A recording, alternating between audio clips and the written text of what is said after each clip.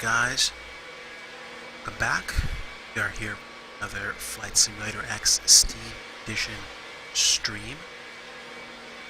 We are sitting parked at International, and we're going to be trying to do it flight here to Philadelphia.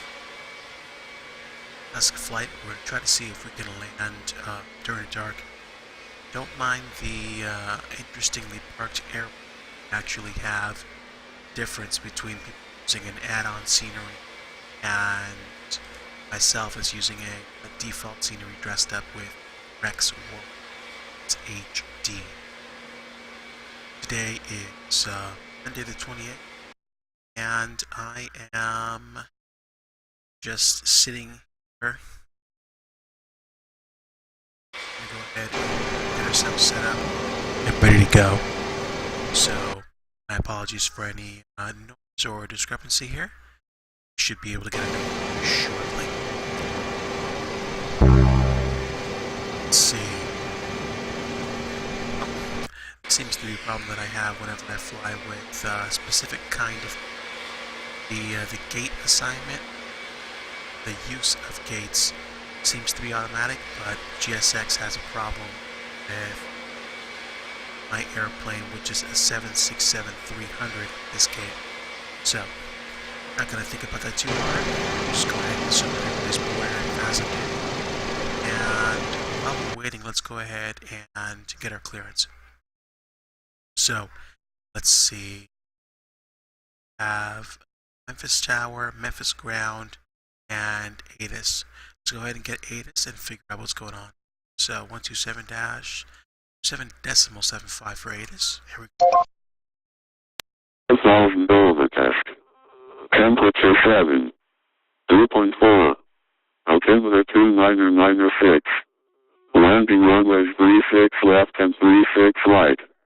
Departing runways 36 left, 36 center and 27. Ice and visual approach is in use. Report scenery in use on first contact. Operate mode C on taxiways and runways. Simultaneous approaches to parallel runways in use. North of German. Call for push and start on J, and north. Runway 27 and 9 are available at request. Advise on initial contact. You have information calls. Memphis International Airport ATIS information calls. 01540. RAM 330 at 1. Okay, so we have information golf for Memphis, and we do have to specify that we are using default scenery when we initially contact. So I think Round is probably going to be the person or people that we talk to for getting clearance. Let's go ahead and contact them now. Decimal niner.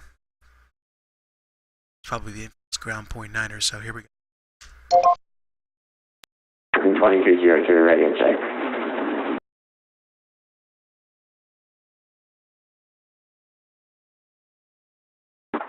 American 220 radio check inventory. Watch that 23.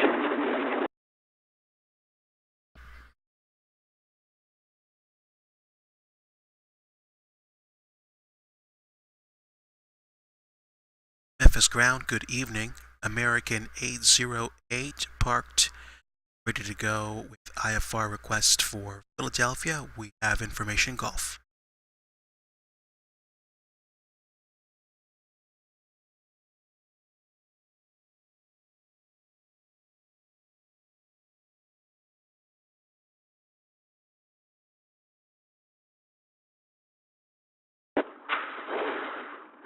American 808.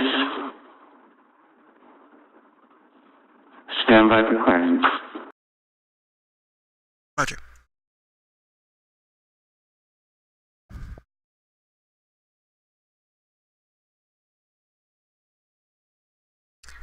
Hello, Vijanther. Thanks for stopping in. Appreciate you stopping in and saying hello. We are waiting for clearance at Memphis International right now.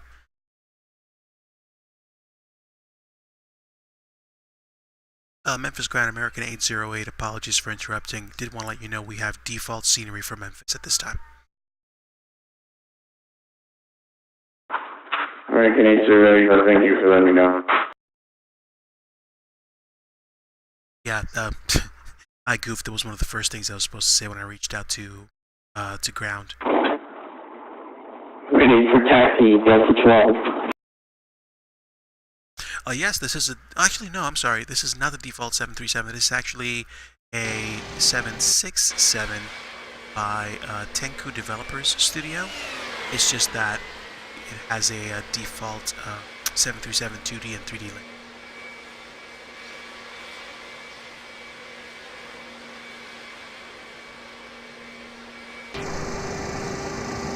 And you know the AP, we get some lights in here. Let's see.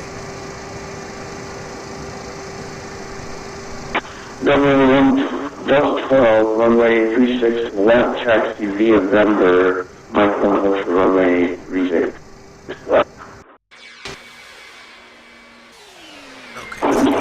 Taxi to runway 36 left via November, Mike 1, Delta 12.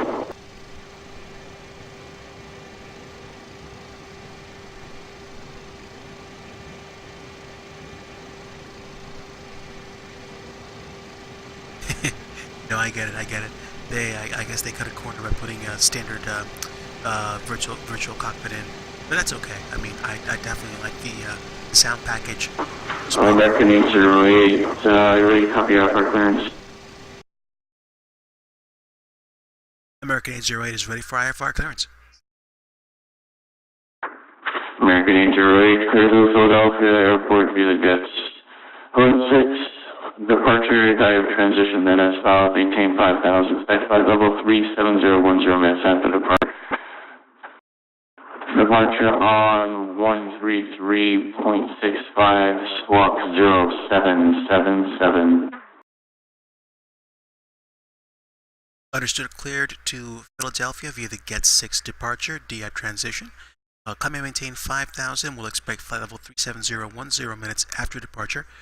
Departure is on 133.65 and squawk 0777 for American 808.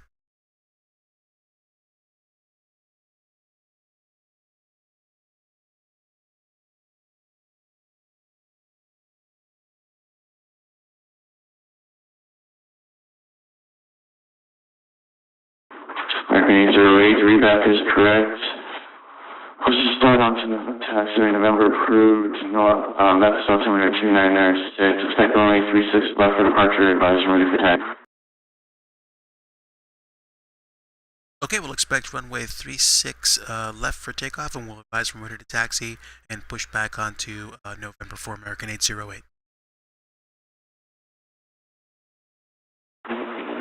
Memphis Ground, good day, American 2202. We'd like to pick up our IFR clearance to Atlanta as filed.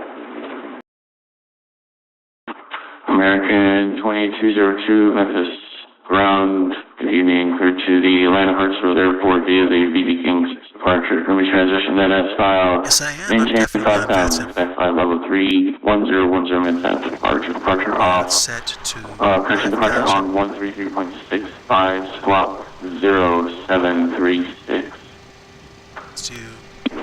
We'd IFR to the Atlanta International Airport 5, Bravo Bravo King for departure, Comey transition, time maintain 5000, expect 310.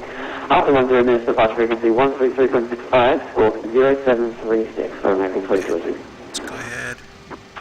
American 2202, reback is correct. Please assign your discretion. Memphis altimeter 2996. Expect 36 for departure, advise ready for taxi. Altimeter 2996, expect 36 left for departure, will call when ready for taxi.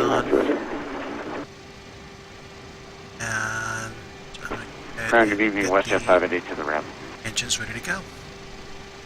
I'm using OBS, Open WestJet Broadcaster 580, Memphis Ground.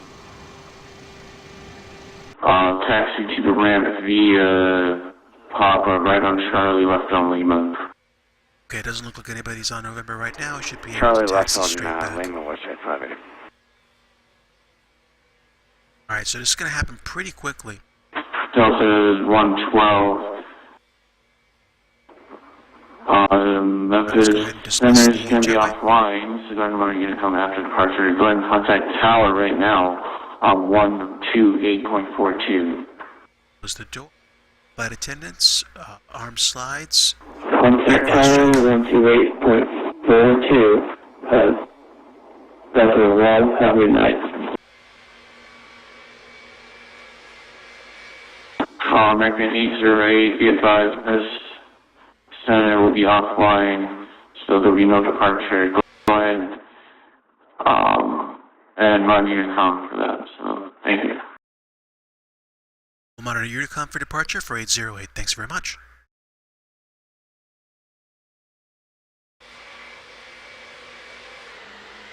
American 2202, be advised, departure will be offline.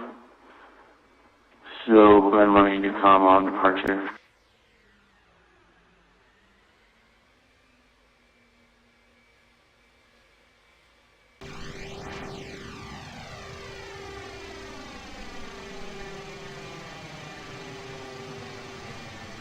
Okay, let's go ahead and start those engines up right now.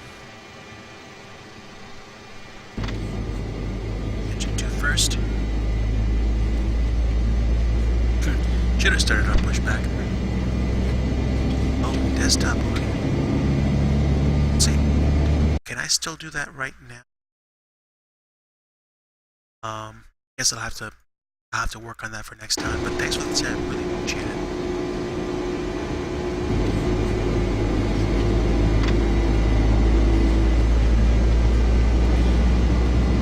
I'm also working with microphone gating, so like gate, so that I speak it automatically turns on and turns off based on how much noise is coming through, or ambient noise.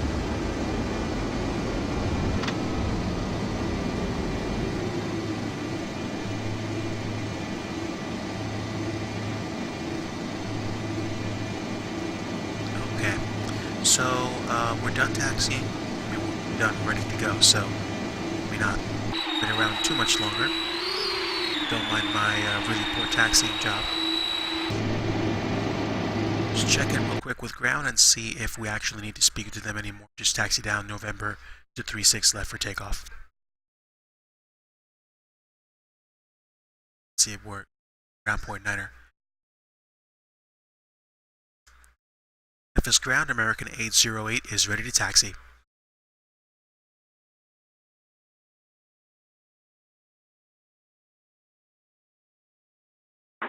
Landing 08, runway 36 left, taxi via November, Mike 1. Looks 46 left. Taxiing 36 left via November, Mike 1 for American 808.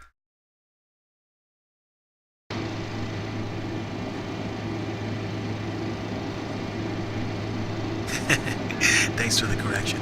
Yeah, I usually do a better job of starting my engines on pushback, but they're started up now. So November Mike 1 gives me basically full length for 36 left. So here we go.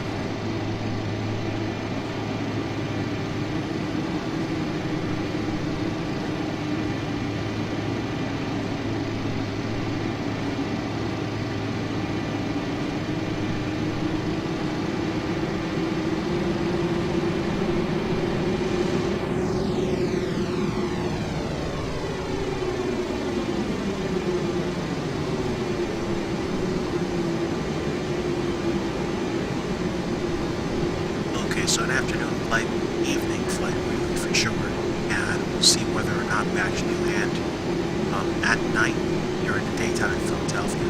But I'm relatively sure it's going to be in the dark. And flaps should be set for takeoff right now, so we should be good.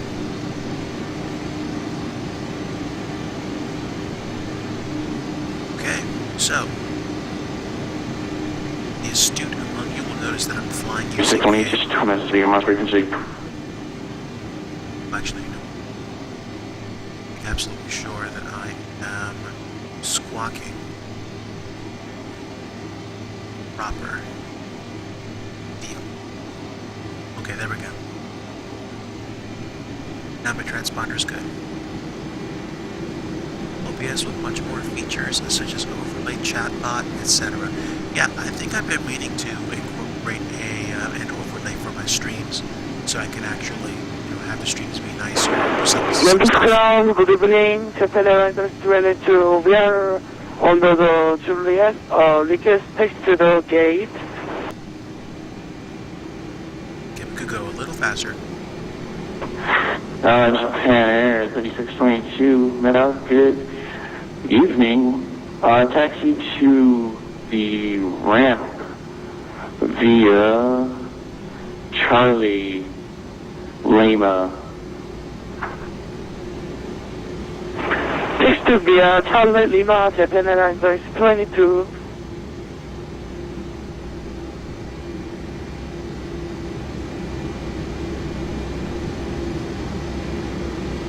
Okay, so we got 5,000 feet selected for altitude, vertical speed set, heading is pretty much runway heading, 250 knots below 10,000 feet. Of course, I'm not going to worry about something way up in the air and getting ready to land in Philadelphia. I'm pretty sure it's going to be something like 275 or 268, which I believe is 268 for 27, right? And no need to be concerned about auto brake. We'll set auto brake under more 2 when we land at Philadelphia. And then that's it.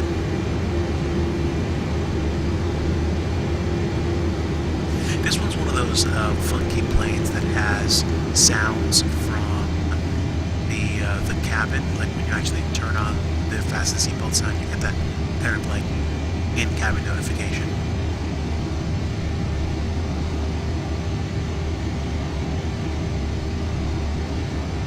I don't mind. If you want to send me the Streamlabs OBS link, I'll check it out once I'm done with the stream. Memphis Ground, Delta 1958, request taxi to Terminal Alpha.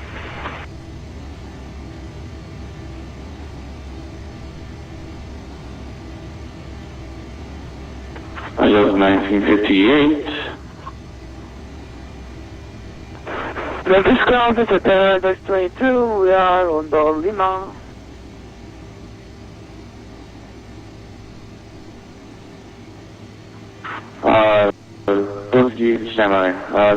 Japan Air 362 into the ramp Lima. Say again, please, sir. Japan Airlines 22. Japan Air 3622, continue taxi into the ramp via Lima. Continue taxi via ramp Lima. Japan Airlines 22.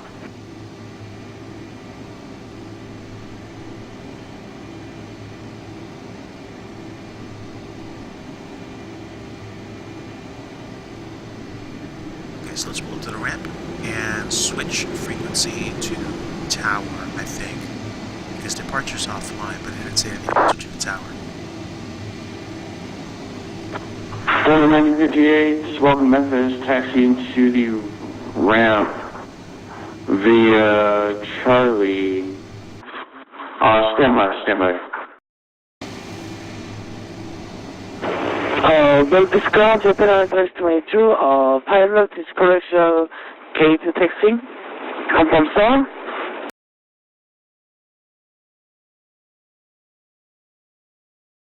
Okay, they're not giving me any instruction for tower, so I'm probably just going to announce my intentions and then ask for Japan Air 3622.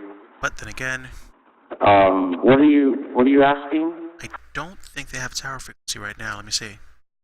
Pilot discretion, taxiing and route confirm, sir. Gate and route.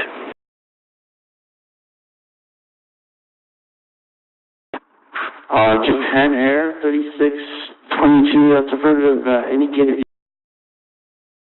you're choosing, taxi. Roger, Japan Airlines 3622.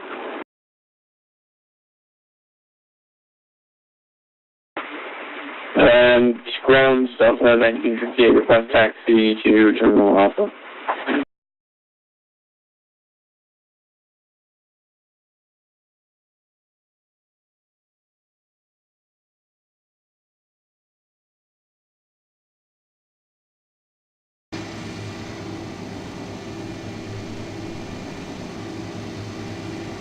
Ground might be really busy right now.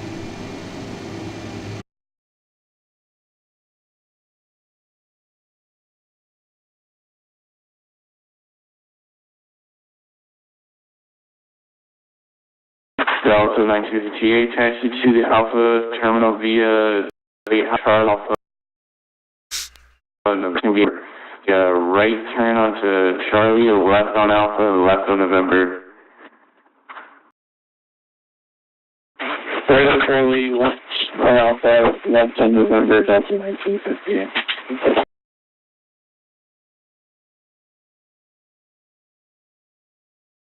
And Memphis ground, American 808 is holding short, 36 left, ready to go. American 808, contact Memphis Tower 128.42.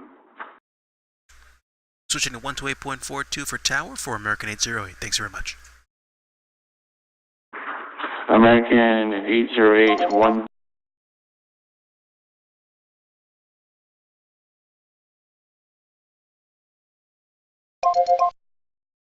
Brothers 22, we are Bravo 1-4. Sure, Thank you for your affirmative service. Complete you. Memphis Tower, American 808 is holding short at runway 36 left, Mike 1. American 808, Memphis Tower, RNAV to Jax, wind 330 at 17, gust to 24, runway 36 left, clear for takeoff. Clear for takeoff 36 left and RNAV to Jax for American 808. Okay, so here we go. It's going to get really interesting pretty quickly. So Jax is literally just outside the airport, and as you probably already can tell, I do not have any kind of, like, easy or direct thing for Jax. So unless I can pull up Jax on the standard RNAV waypoints, it's just going to be getting bug all the way. So that's fine. Here we go. We are set for landing lights and flaps are set. Let's go ahead and taxi out onto the runway.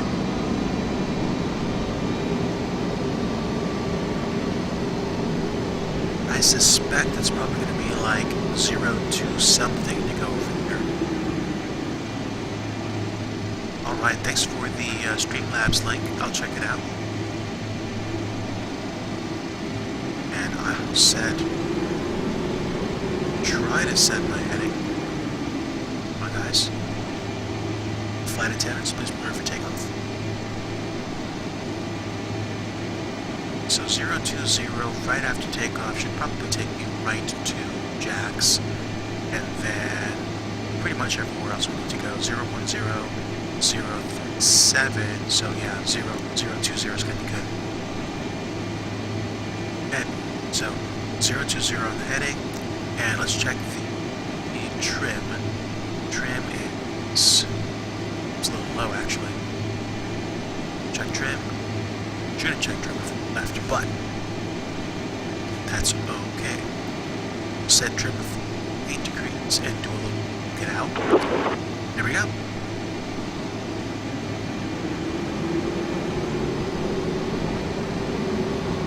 Actually, hold on. I want to make sure my weather is set. Alright, KMEM-KPHL should be able to connect. Use this window, we're good to go. See a slight pause, and then we'll be getting out of here. I am on FSX Steam Edition.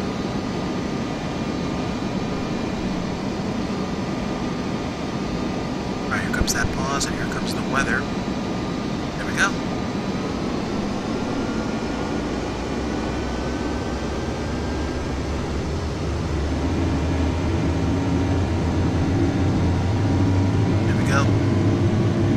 Those GE engines coming to life.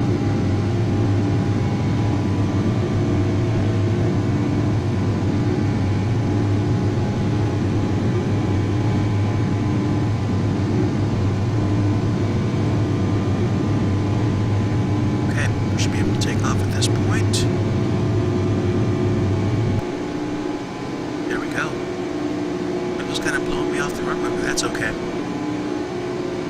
Positive climb gear up. Autopilot on.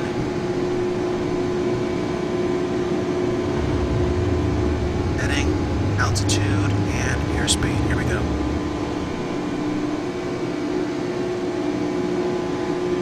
Gotta stay on top of this right now. American 808, caution that flight that's taken off on 27.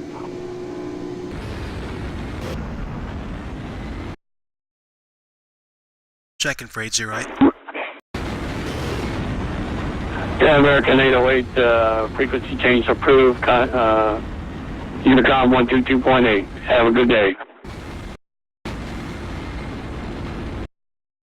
Unicom 122.8. Thanks, American 808.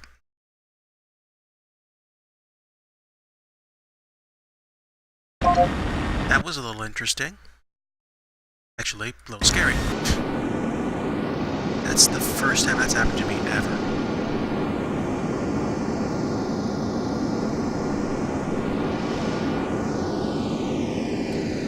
Wouldn't mind. It's kind of a toss-up for me in terms of how to make FSX look good, because I have like a few payware sceneries and stuff like that, but by the same token, it's difficult to do because of the computer that I have. Like right now, I'm actually flying, and believe it or not, I'm actually flying on a tablet PC. It's a Surface Pro 3, but it gets pretty good. It gets pretty good sometimes with the kind of performance that I have. It's just a question of, you know, how much I have loaded in texture memory and what's actually running on my PC. So, for example, I'm almost completely bare bones down to what I need in order to actually have this work fly to the extent that it needs to.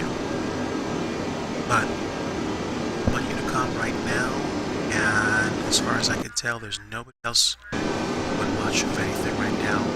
We are set, and we are flying the Cat 6 departure out of Memphis. I'll wait like probably 3 more minutes and then go up to flight level 370, which is what I believe we fly. Let's double check. Flight plan says, yep, 370.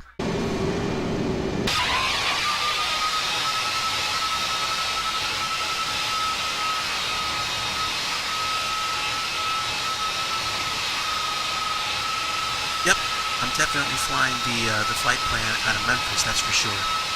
And yep, might as well fly up to 370 now, so let me make sure I stay on path. So 079 to Uncle.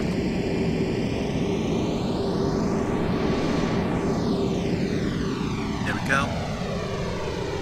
And let's continue. So all the way up to 370.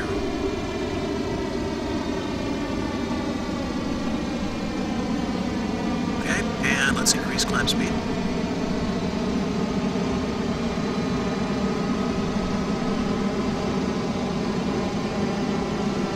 Climbing.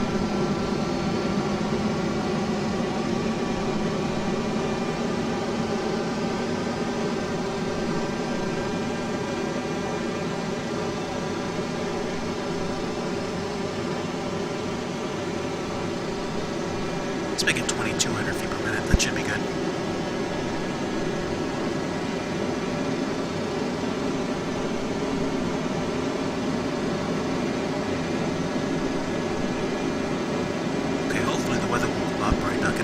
Big fat tailwind to Philadelphia, but I don't know that for a fact. I guess I'll just have to see what happens with the flight.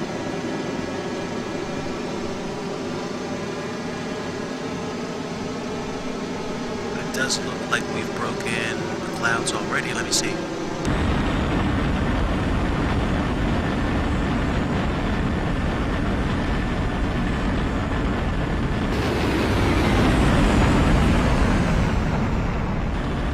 Spot view for easier scrolling.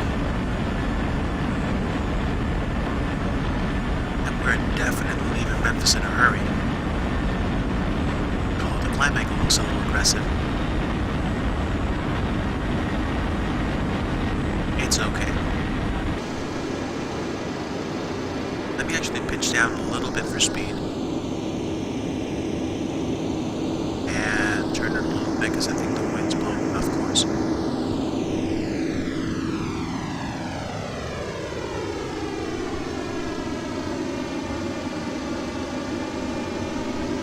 So I'm going direct uncle right now. And then from uncle we are going to go to, I guess, Thamus or THMUS.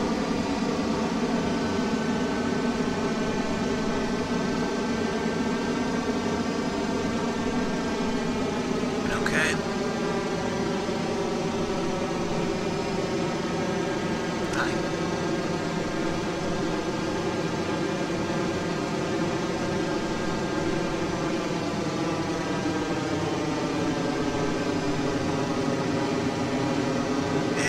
Past 10,000 feet. Let's go ahead and keep climbing. Alright, Fetcher, thanks for your time and have a great night.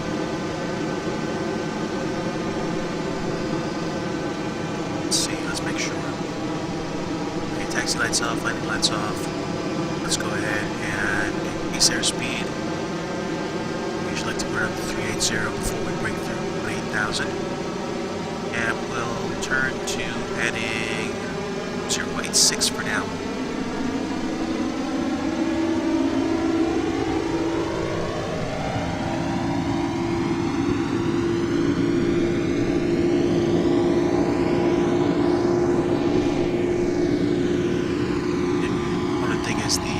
In the standard cockpit, I guess, the display model will be really aggressive.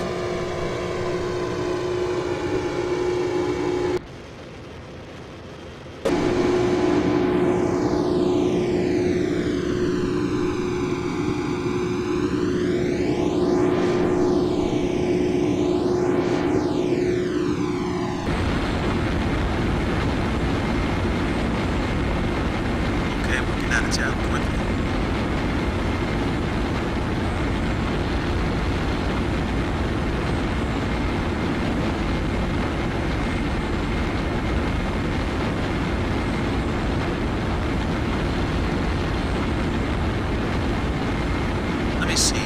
I could actually... Yeah, I'm not going to worry about the lights too much. It could just be a question of me waiting until it gets darker.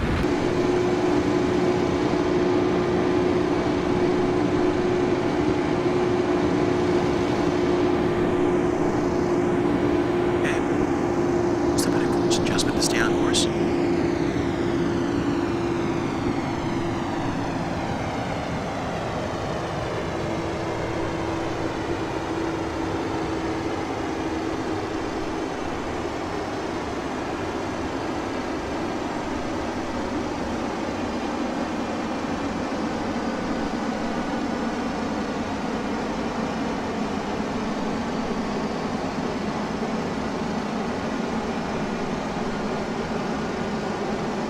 Watching live or just tuning in now, we are on our way to Philadelphia from Memphis. This is going to be an evening flight with what I hope will be a nice, beautiful night landing. We are climbing to flight level 70, and I believe Memphis shut down. So we're on Unicom right now.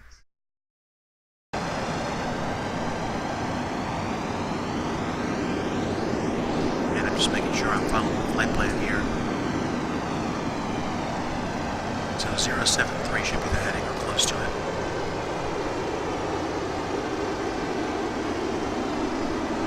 Then from Diode transition, we're going to be going to Kaiser. Let me see if I can find Kaiser on the map.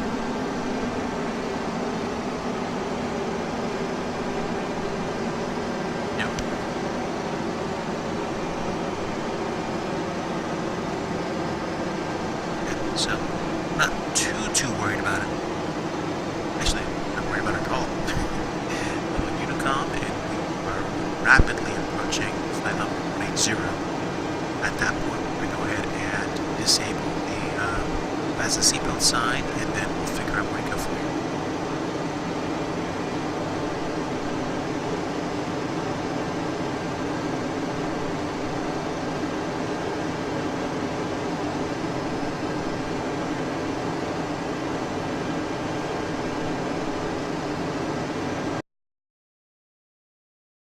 Sorry about that. I didn't know if there was something wrong with my microphone, because I guess I had a hot mic for a while.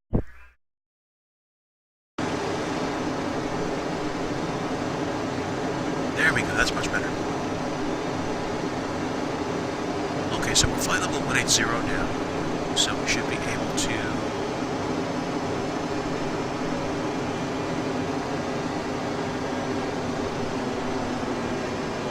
turn off fastest seatbelt sign.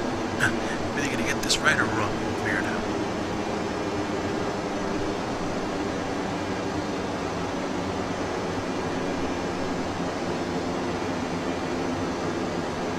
Let me see. Is my joystick? Yes, it is. Okay. Alright. We signaled for the fasten seatbelt signs to come off, so the cabin crew should be advising everybody at this point.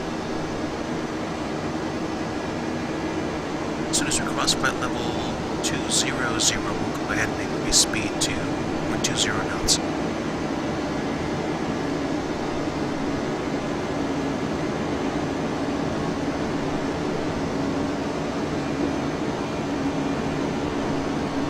Okay, 200. Let's go ahead and increase airspeed to 420.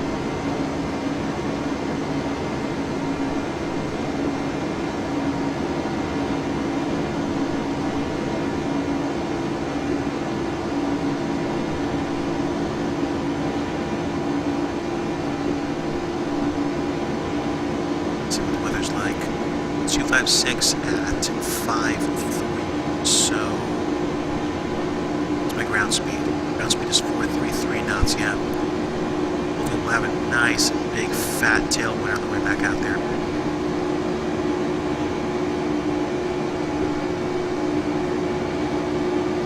And thanks for tuning in, guys. We are already on our way to Philadelphia from Memphis. This is going to be an evening flight on Batson Network. So right now, it would appear that I am in Unicom country.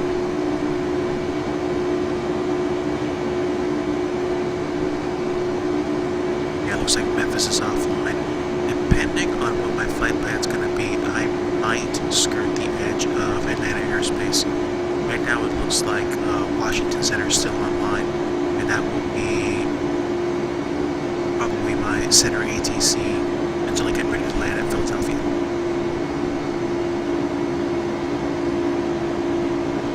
But in the meantime, guys, thanks for coming along with us, and thank you to Iron Condor Simulations for the host once again. If you guys like flight simulation, feel free to check out Iron Condor Simulations here on Twitch. He puts out some nice content.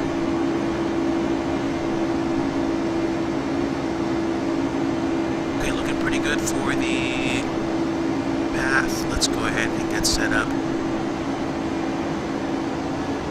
Now, one thing I want to check is to see whether or not...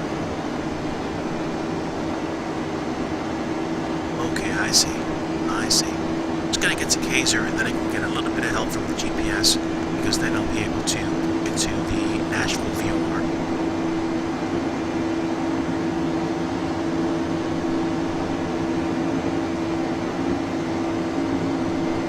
Okay, we're at 243, flight level 243. Let's go ahead and pitch down for speed again.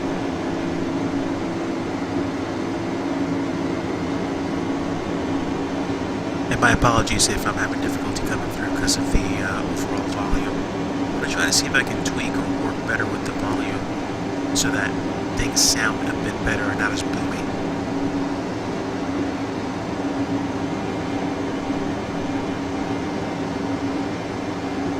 Okay, let's get up to 480 now.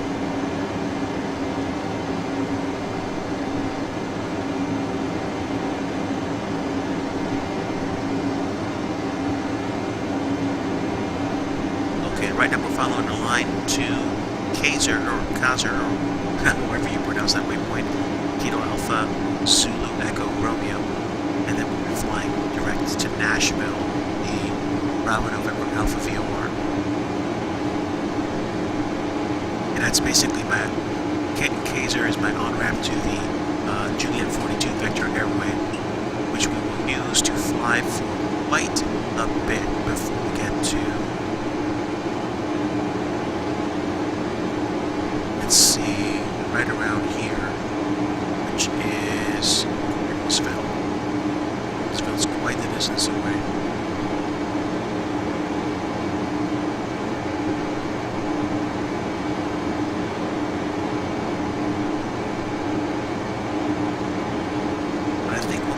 merged onto the J42 vector airway, we should be okay.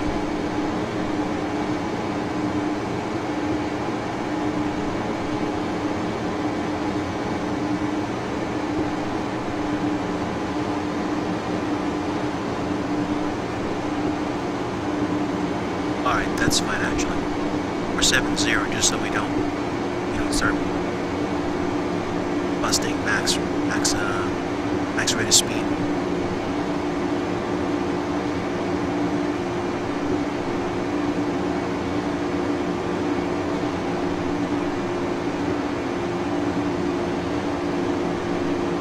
It's getting darker and darker outside, or at least the sun is setting.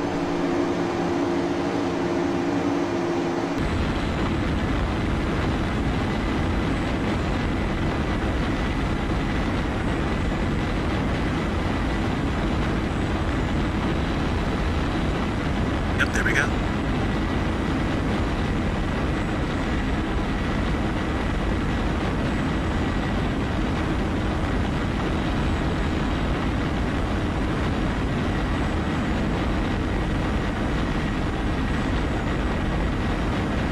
Clouds do look a little flat though.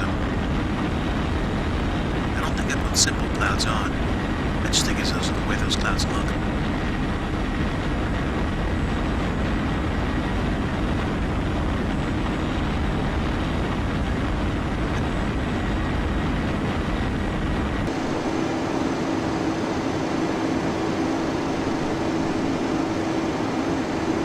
So we're probably about 5 minutes away from Kaiser, maybe a little bit less.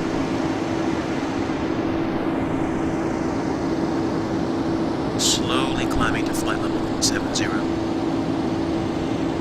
Be for a little while.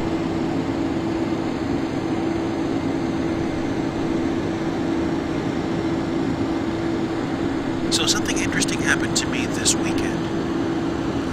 Mrs. Digidriver and I went to go see my family, and we hung out with them. And I got a free laptop. Mind you, it's not one of the newest models. It's not even a 2016 model. It's a 2013 laptop. But the thing has a 17-inch display, and the graphics card on the laptop is actually a Radeon graphics card. Now, obviously, I'm not expecting this to be a really powerful, really advanced graphics card, but I believe it does share system memory. But I feel like there's some promise there, because the laptop only came with 4 gigs of memory, and I could probably put 8 gigs in it. I have a feeling that it would, in some ways, give my current portable computer a run for the money in terms of graphic processing, because the graphics card that I have in it, I'm not sure if the max clock speed that it can handle is amenable to performance. Although I recently tweaked the performance settings on my integrated Intel graphics card to see if it actually works better. So I'm wondering if that actually might help me going forward. I don't know. I also have a donor desktop PC that I'm probably going to be using to replace the micro ATX motherboard and power supply, and really start messing around with the idea of building another PC like I did quite a while ago. So, let's see what's up. Past flight level 300, and we are still climbing. We're almost at Kaiser, so we're pretty much ready to go ahead and plug in Nashville.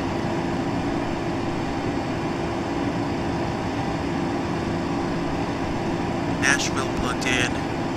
I can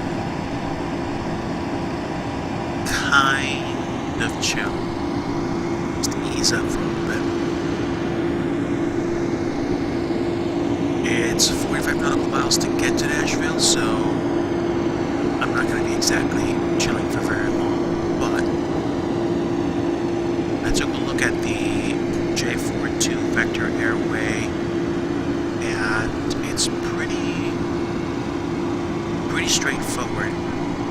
from point to point. I'll be able to plug in VORs and use them as waypoints. But, shh, don't tell Madsen that!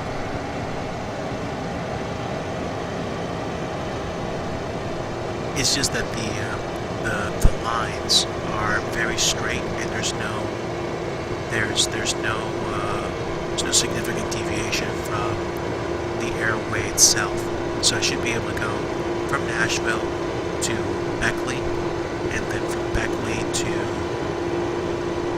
Montebello, and then from Montebello be able to go to Gordonsville, and that's when I can actually get ready to arrive at Philadelphia.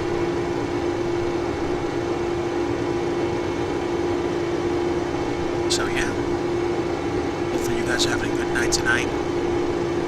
I am set up and we are cruising. We're almost at flight level 325, climbing at flight level 370, and the GE engines on this 767 model are doing a great job of taking us up there. I'm flying with the Tenku Developers Studio 767-300 in the American Airlines livery, and we are on our way to Philadelphia. Unfortunately, Memphis Center is offline. I have a feeling that we are not going to touch Atlanta Center airspace. At least, I don't think so. And I think Indianapolis Center is also offline as well. So, we'll see.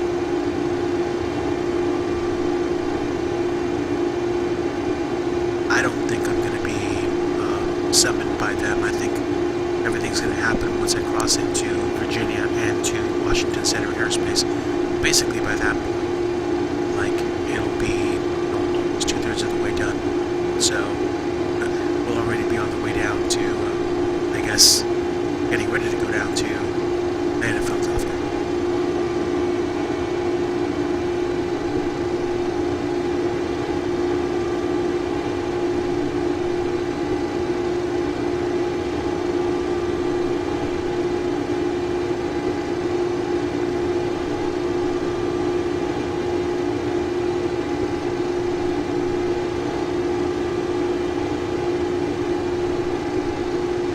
So Beckley is Bravo Kilo Whiskey. It is the next basic waypoint that we'll be hitting. But I'll wait till we cross over Nashville. Get close enough to Nashville and cross over it.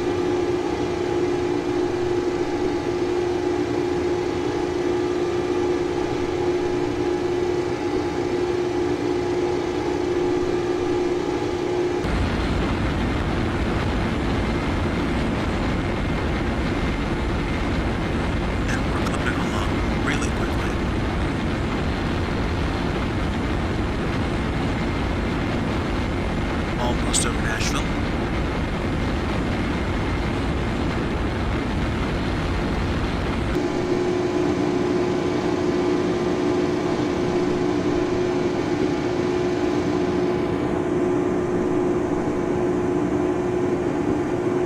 Almost about set to plug in Beckley.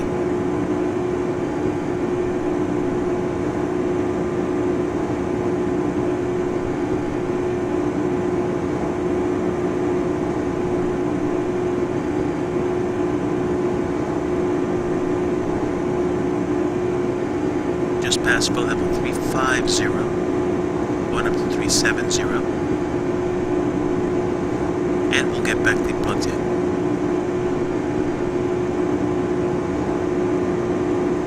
There we go, 288 nautical miles to go to get to Beckley. And we're locked in. Let's go ahead and ease off on the speed a bit.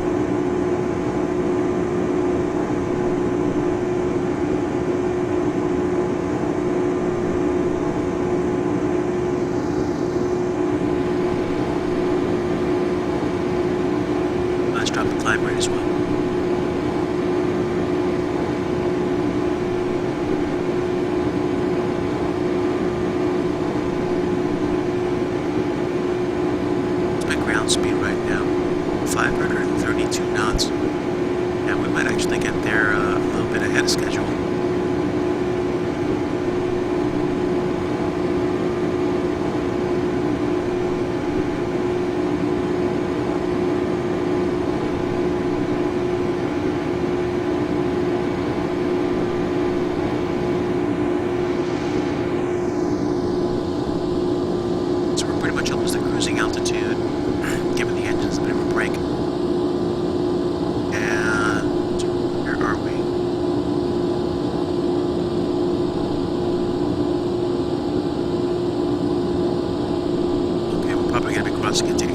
Dallas airspace pretty soon. And just confirming.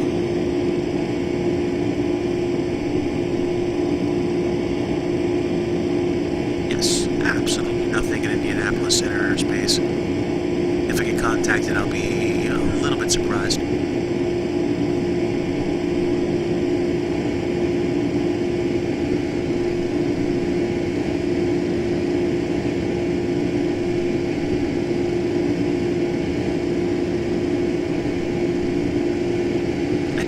That the reflections in the virtual cockpit that they worked with were not so strong.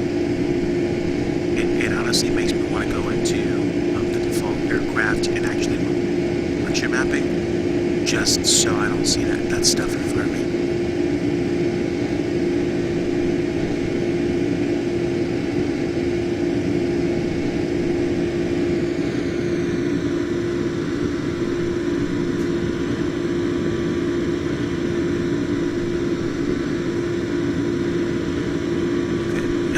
Definitely in the pocket, if you will. And we're at level 370, and we're going direct Beckley. Brief pause while the weather reloads. Here we go.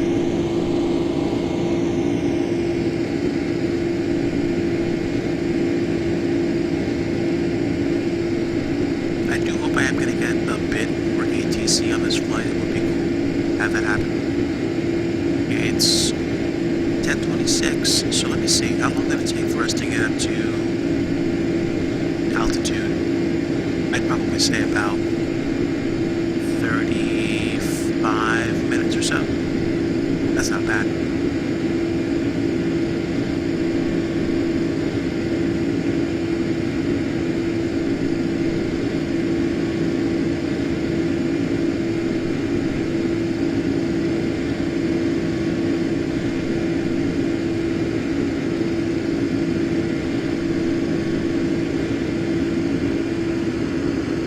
So, settle into cruise, and I'm going to go ahead and grab a snack. Pardon me, guys. I'll be right back.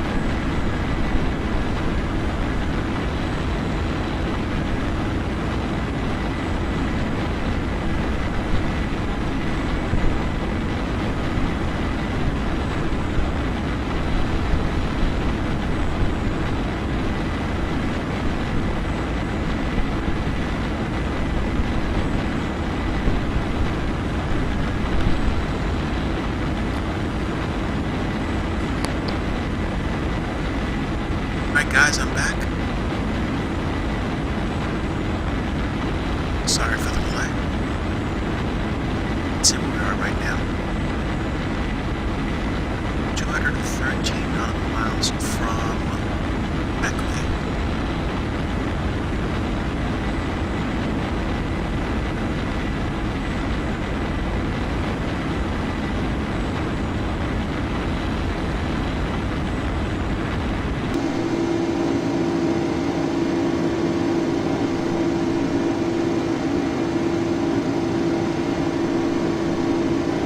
Let's see how we're going for speed again.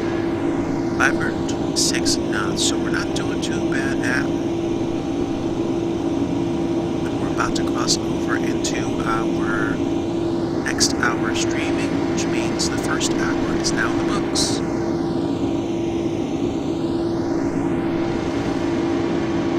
Okay, so we took off maybe about 35 to 45 minutes ago from Kilo Mike, Echo Mike, Memphis International Airport, flying the Getz 6 departure.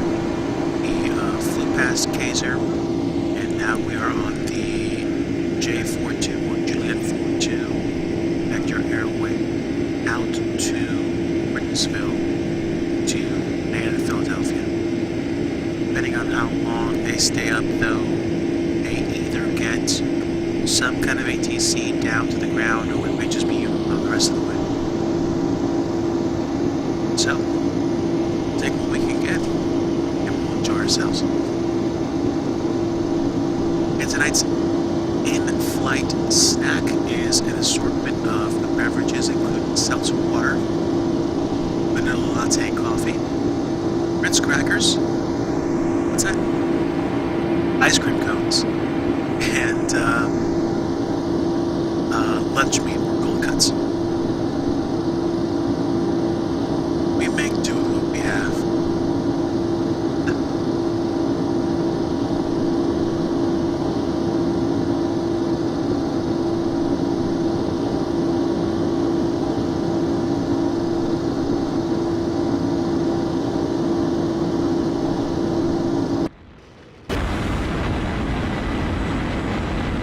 Yep, the sun's setting in the west.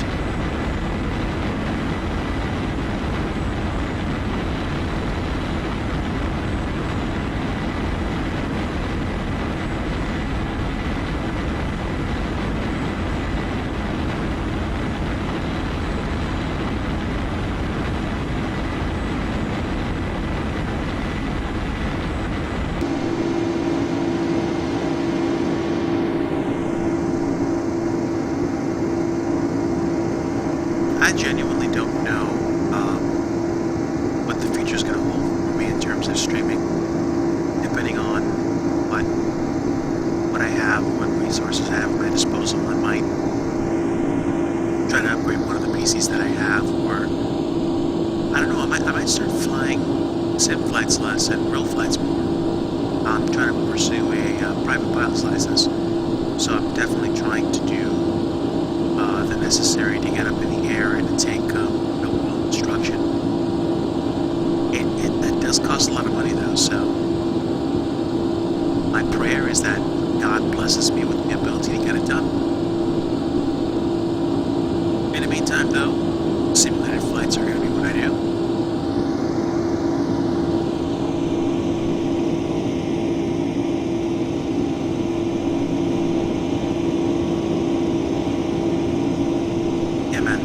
The reflections in the virtual cockpit display are too strong for my taste. I mean, some other people might disagree, but I guess that's why I like using this view a lot more. That and preserving video texture memory. I have a Surface Pro 3 with 8 gigs of RAM, and the video card is shared memory. So I want to try to keep things, I'm trying to say something like light, but I'm trying to keep things as well loaded as possible, optimizing for performance and quality.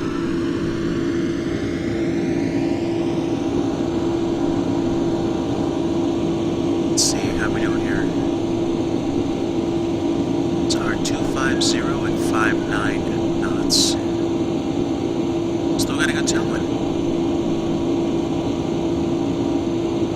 I just noticed some lateral motion, so I was just like, oh.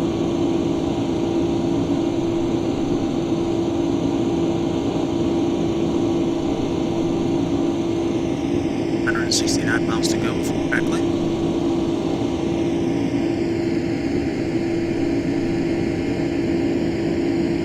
Oh, okay. It looks like Washington Center is now offline.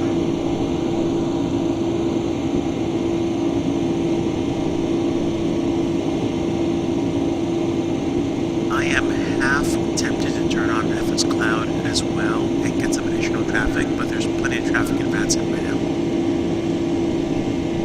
Plenty of traffic. How you guys doing tonight? Oh, okay. I'm sorry about that. Is the mic any better now? And thank you for pointing that out. Phenomenal. Really appreciate that.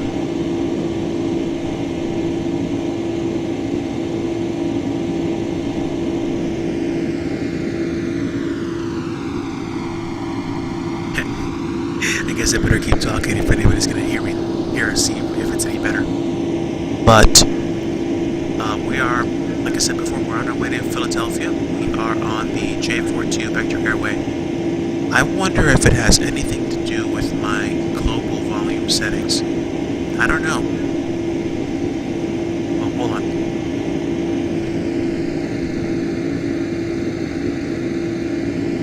Okay, now, is this any better?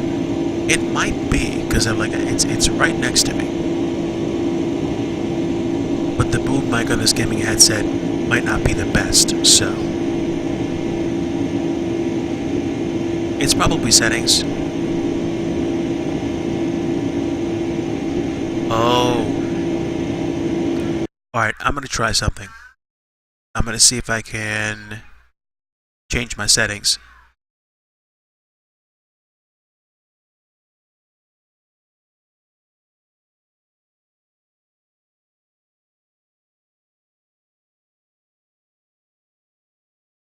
Broadcast.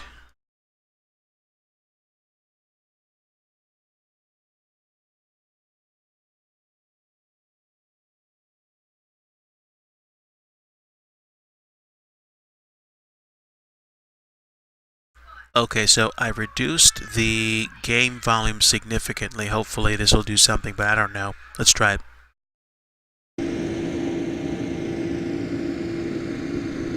Let me know if this makes a speck of difference at all. Oh, yeah.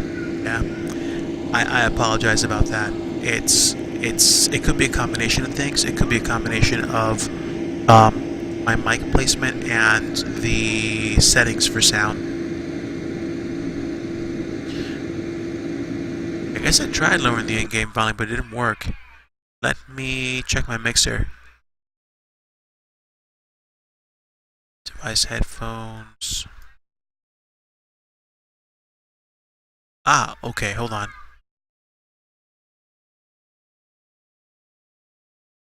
That's the volume mixer. I think I just realized something.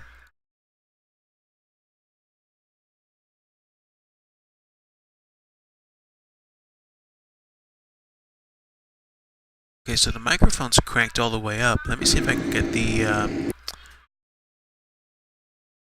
volume control options.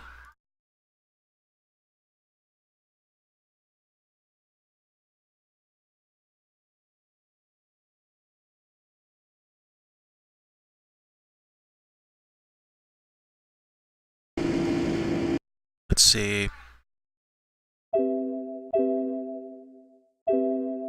That's the volume control for my headphones.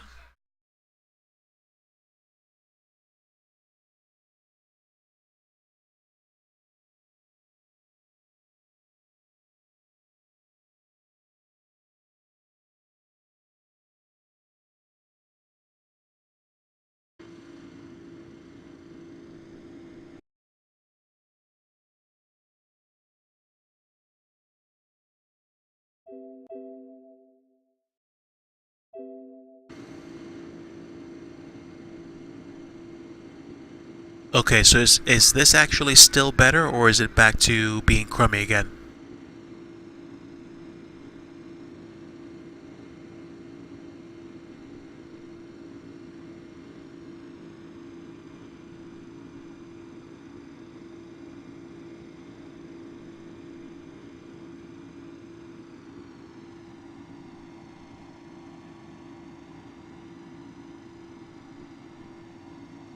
There we go. Okay.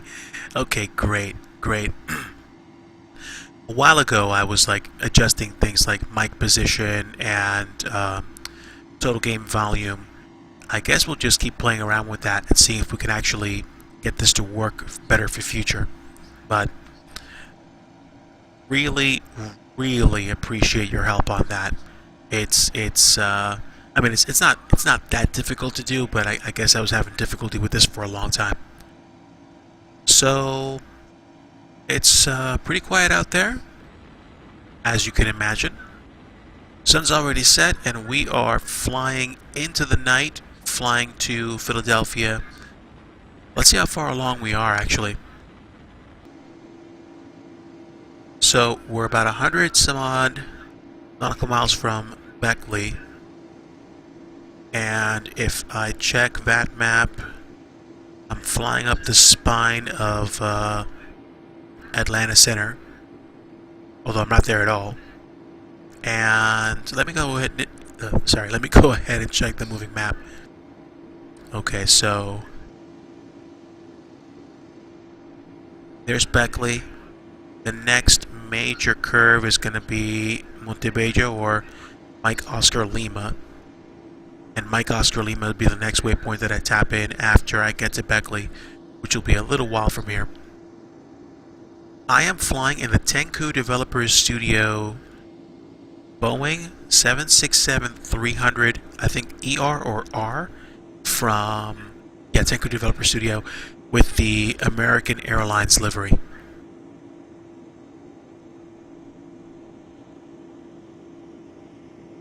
Now, unfortunately, it does not have a genuine 767 cockpit, so this is an approximation from the, I guess, the default 737 VC, unless this is actually a 767 VC and I'm not paying attention. But the reason why I fly this plane is simply because of the dynamics and the sounds. It sounds so nice, especially on takeoff when you go full bore. Yeah, that's what I thought. It's a Boeing 737 virtual cockpit, but it's okay. You know, I'm not going to complain. Free is free. I've thought about getting payware airplanes. I'm probably going to check PCAviator.com or maybe a few other sites to find any deals that I can find on slightly better than average planes. Because I'm not necessarily concerned about making sure I see, you know, so much quality out of my airplane. I'm more concerned about, you know, whether they fly noticeably different than other planes and whether or not I can use things like an FMC. I've had airplanes that actually have a oh, okay. Believe it or not, I actually purchased X-Plane 11 a little while ago, but my current computers can't run it without running into that that error you get. It's not an error, but it says, like, you know, you're loading things too slowly, so it slows the frame rate or slows time so that you fly more smoothly. Again, I guess it's just a question of getting a more potent PC. But oh yeah, you're talking about the Zebo mod. I'm very curious about that. People fly with that left and right on Twitch streams. Folks like Brad M use it, and I think a few other people as well. But yeah, the Zebo mod honestly is something I'm looking forward to getting my hands on, because the Zebo mod is very, very, I think, thorough in terms of simulating the systems and the procedures, maybe not all the procedures, but probably some of the procedures that typical 737 pilots have with a plane. You know, you get the touch screen, you get the pushback procedures, stuff like that. Oh yeah, yeah. I mean, I, I'm not gonna argue with you on that. It could very well be. You know, you get a bunch of people that are passionate about flight, and they might produce something that's really good, even better than a payware product. And I don't feel like paying 60 or 80 bucks just to fly a plane. So yeah, when I get a more potent PC, or when I build up the desktop tower that I have to play X-Plane 11, I'll definitely seek out the Zebo mod for the Boeing.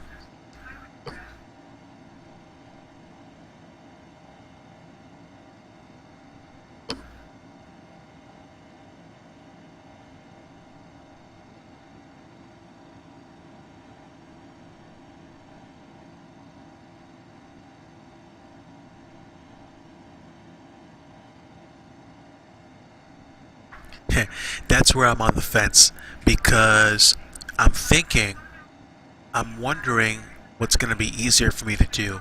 I'm wondering because I was trying to go to FS Expo this year in Orlando, and of course, you know, airfare and hotel accommodations and stuff aren't going to be cheap. And you know, it's either that or do something close by and like, you know, get a more powerful rig so I can stream like X-Plane and really go hog wild on like all the FSX add-ons that I have and just enjoy what I have. I think I'd still like to go though and just enjoy spending time with people and learning and going to seminars and stuff like that. So it's gonna be tricky. I mean, it's like they say at church: if it's God's will, it's God's bill. You know, I might wind up being able to go to FS Expo and get a pretty sweet rig to do flight sim with. My wife even talked to me about getting a cockpit built so that you could actually really get into a plane and fly. She wants to build a sim rig for herself so she can really feel like she's driving a car, which I think is fantastic, and a lot of people have done so. But it's moment by moment. I mean, you know, the first thing that we have to do is get into a better situation. She's actually going to have surgery to fix a foot problem she's had, and I'm going to be with her for a little while, so helping her recover, and then we'll see what happens after that. We will see whether or not it becomes, you know, viable for us to travel, or whether or not we're just going to be sitting pretty somewhere. But I really want to make the most of this year and be intentional, be deliberate. Oh yeah, I mean, the more I see X-Plane and the more I see people flying and doing flights where like they have like, you know, 30, 40, 50 frames per second rates, and they're simulating so much stuff, the more that I think I like the idea of actually having X-Plane. Even with what you might call the nitpicks about it. Like the default ATC is not even worth, you know, spending time with. Like, you know, just get Squawk Box and go on like FATSIM or IVAO, and that there may be a whole bunch of tweaks or software you have to download. But the X-Plane community reminds me of how the FSX, the flight sim community used to be when it was just Microsoft Flight Simulator like 98. Everybody was making so much freeware and putting out so much content. And these days, after Microsoft dropped, you know, Flight and Flight Simulator, it's like we got P3D, which is great, but then you're paying like $60, $80, $100 for downloadable content, which personally to me, exactly, like I'm not I'm not interested in putting out that much money when I can play a simulator that basically lets me enjoy almost a higher degree of realism or pretty good realism, and also keep money in my pocket for some good pay work content. Like I would probably buy a whole bunch of Orbex scenery because they're coming out with more and more scenery for X-Plane, but it's almost like, to a certain extent, I almost don't need to. I think I might, when I start to play X-Plane, I might just focus on getting scenery just for airports and not really worry too much about the scenery in between. And people do stuff like ortho for X-Plane, so you can overlay satellite imagery over everywhere you fly, and your auto gen will still pop up. I mean, you might not get everything to line up just right, but I still feel like there's so much of a indie feeling to the X-Plane community. I'm not saying that like the P3 community is terrible. No, no, no, no. I've gotten to know many cool people in the P3D and the FSX space, and I had, for a long time, I had Flight Sim 2004.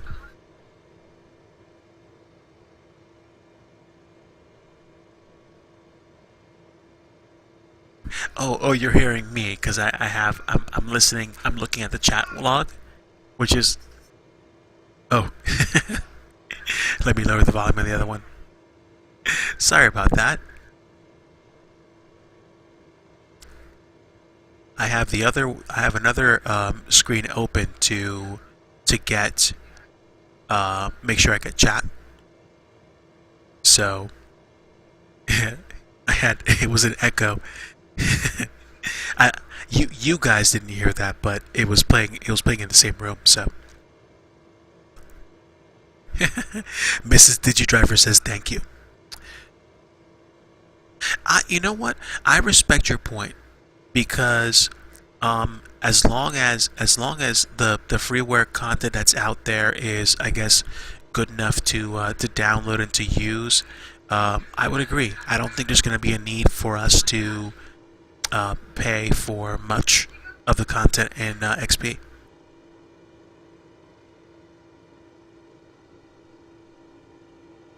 I understand. I understand.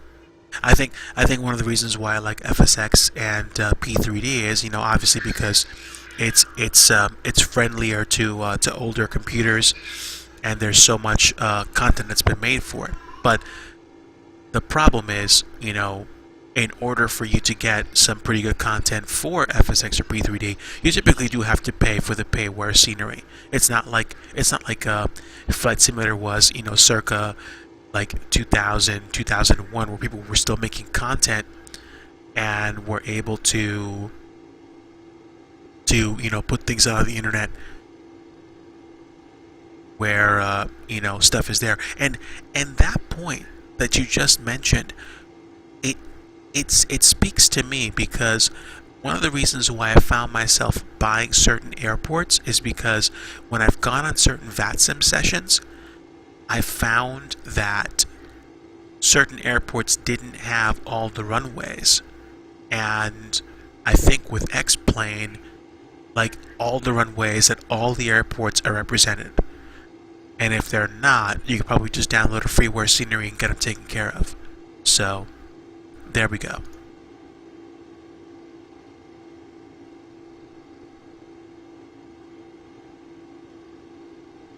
Okay, let's go ahead and activate Montebello. So there we go. We are flying, that's 100 nautical miles out. And then from Montebello, we're going to be going to... I'm pretty sure we're going to be going from Montebello to...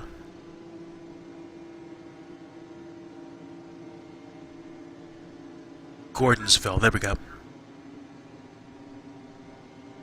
Let me check the map.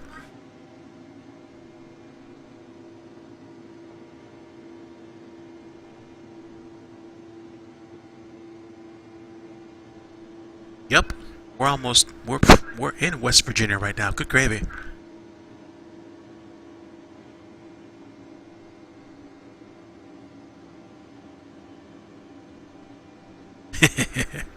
Yeah, I'll take a bunch of mediocre free stuff, and like I'll nitpick, but then my pocketbook will be freed up for, more appropriate stuff. I'm and I think I'd like to get one or two business jets for X-Plane at some point. But then again, we're talking about an environment where so much is free that you don't have to spend so much to get a total experience. But each ecosystem has strength.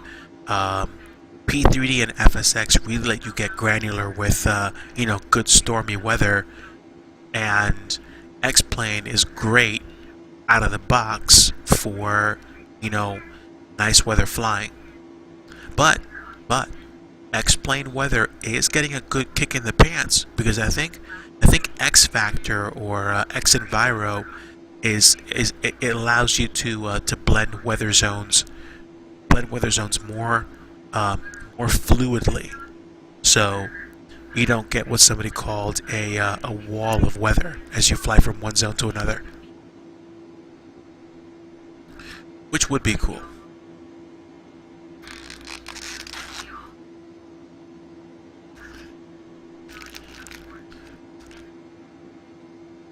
So let me take a peek at something.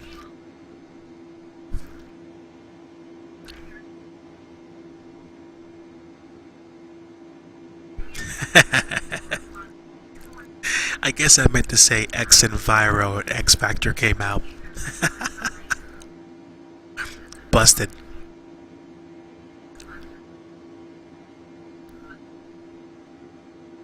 So I think we have Philadelphia Tower and ground, and I am flying out from Beckley. I'm probably already in Virginia, or going to be. So let me get my stuff. I'm going to pull up the PATS 3 arrival for Philadelphia.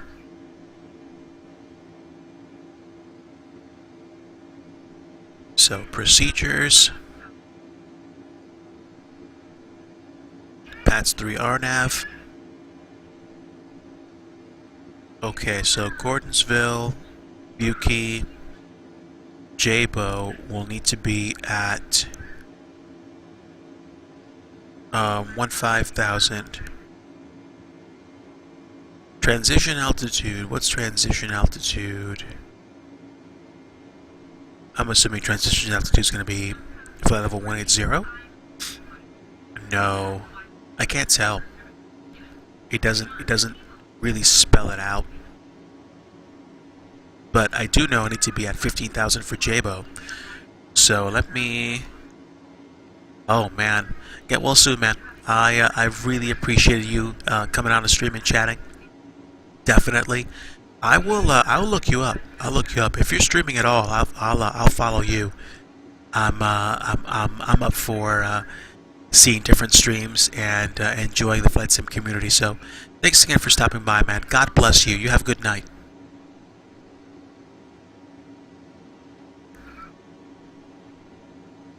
So, okay, about 60 nautical miles to get to Montebello. I'm at flight level 370. Oh, okay, I see. All good. Well, I still appreciate you coming alongside and watching the stream. I hope you have a great night, and feel free to stay in touch. Feel free to follow or do whatever. And I usually try to stream, I think, like twice or 3 times a week or so, depending on what's going on. I might stream later in the week, or I might even stream some trucking sims, but Euro Truck Simulator for me doesn't seem to stream that well, so it's usually Flight Sim X. Maybe X-Plane in the future, who knows? But thanks for coming again. Okay, in the meantime, let's take a look at the map and see where we are again.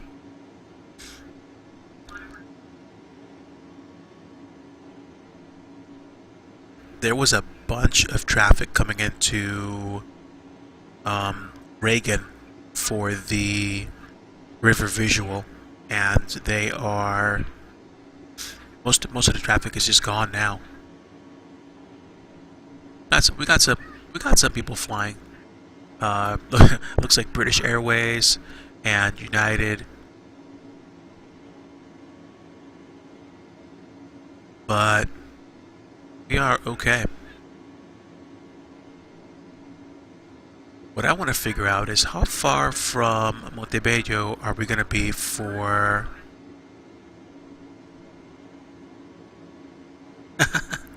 Hey, thanks, man. I appreciate it. I mean, I'm going to be learning about flight sim for a good long while, and honestly, you know, I like being the dude that's a noob but who's hungry for knowledge, because I like talking to people in the community. I like being friendly.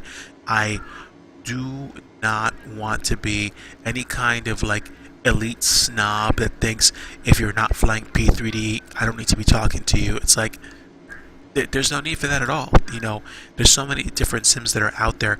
We're in a really good spot to be able to enjoy flight simulation, and it's just a question of, you know, picking and choosing or really appreciating what's available, and then taking everything in stride. So yeah, man, I really appreciate the encouragement. Really appreciate meeting folks in the community like you, and I really do hope, you know, I wish you all the best for the next few days. You know, even if it's nothing more than you just chilling and drinking some chicken soup. Take your time, enjoy, and I'm here. I'm probably going to be doing this, probably going to be streaming for at least a little while longer until the summer, and then we'll figure it out.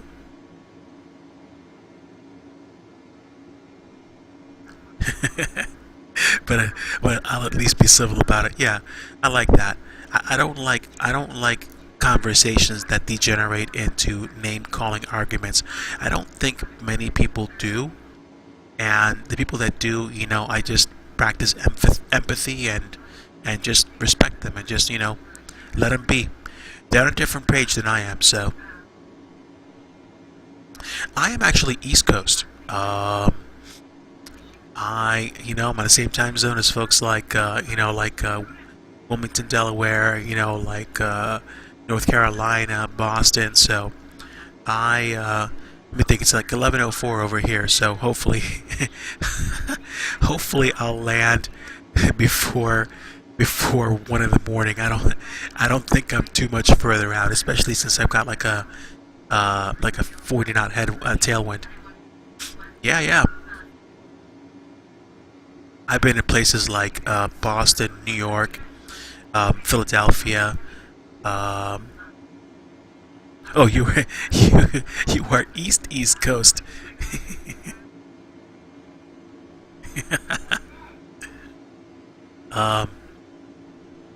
I follow some guys over here in the U.S. and I follow some guys over in Europe as well. Two of my favorite non-American Twitch streamers are, I think, Bish and Chewy94. And like, I like the community. I like learning from them, and just having just here to have a good time. So let's see. Yeah, the next one is GVE. So that's going to be Gordonsville. I think I'm going to start descending once I get past Montebello, slowly, just so I'm like around maybe, you know, 290 or something by the time I get to Gordonsville, because this thing, you know, I don't think 767s and up like to descend quickly. So we're going to take this slowly. So a little bit more than 15 nautical miles out, and some people are probably fast asleep in their chairs. That's good. That's good. Means I'm doing an okay job.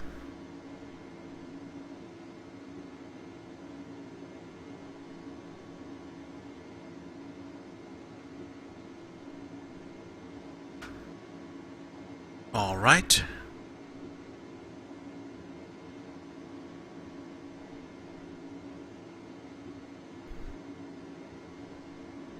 I might do a long haul flight from Philadelphia to like Seattle or LA in the future.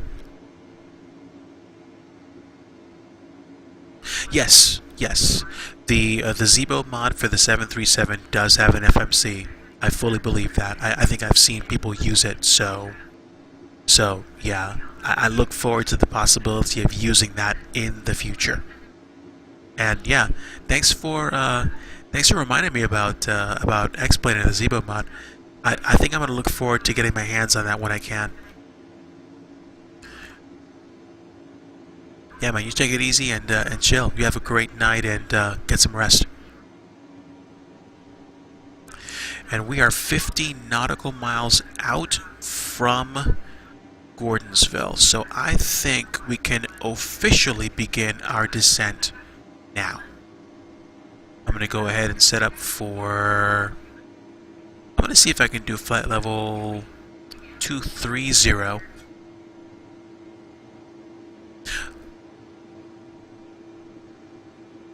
Oh, yeah, I'd imagine. The Zebo might convince me that I might want to get somebody to do share cockpit flights with.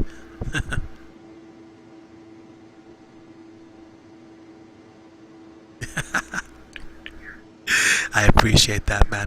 If it happens to be this year that I come to a place where I can actually stream and do stuff with the Zebo mod, I'll probably jump fully into X-Plane because the graphics in X-Plane are almost like unbelievably good.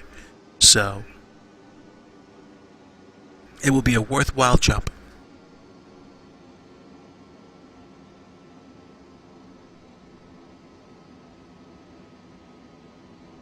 Yep, like I said, there we go.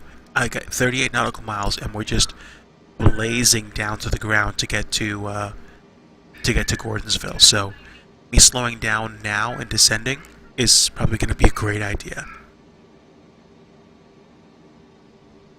I'll leave that on for now.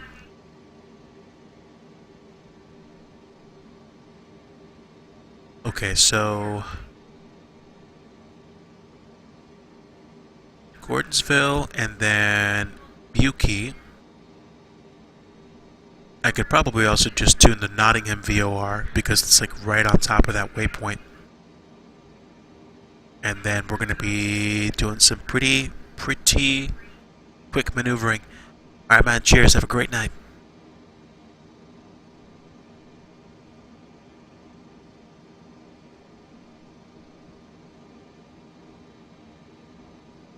Okay, so I'll munch on some in-flight snacks and get ready for landing, which is going to happen, I think, pretty soon.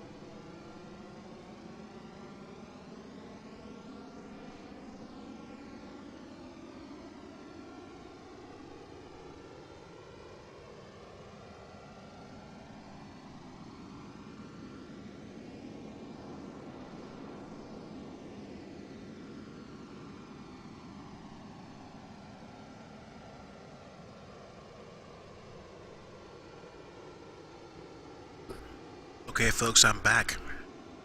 Let's go ahead and get ready. We are already direct to Nottingham or BBQ on the arrival, so we are actually flying in, and I could probably do well to drop altitude a little bit quicker.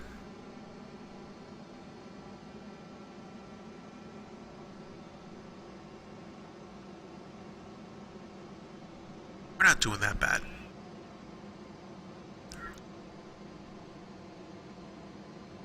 Actually, a matter of fact, let's not drop altitude that quickly.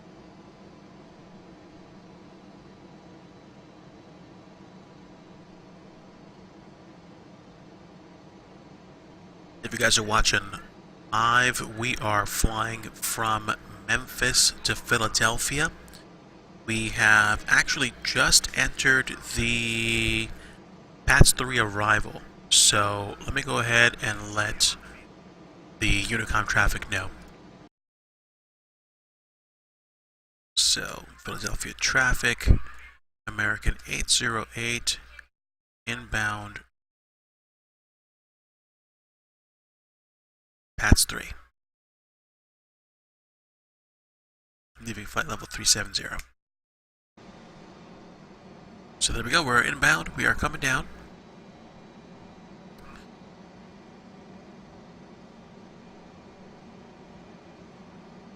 The PATS 3 arrival RNAV takes me direct to BBQ, and then, well, the Gordonsville transition to BBQ, and then Jabo, and then Hedge and Canny, SO, and PATS. Okay, so PATS is where we're all going to break off.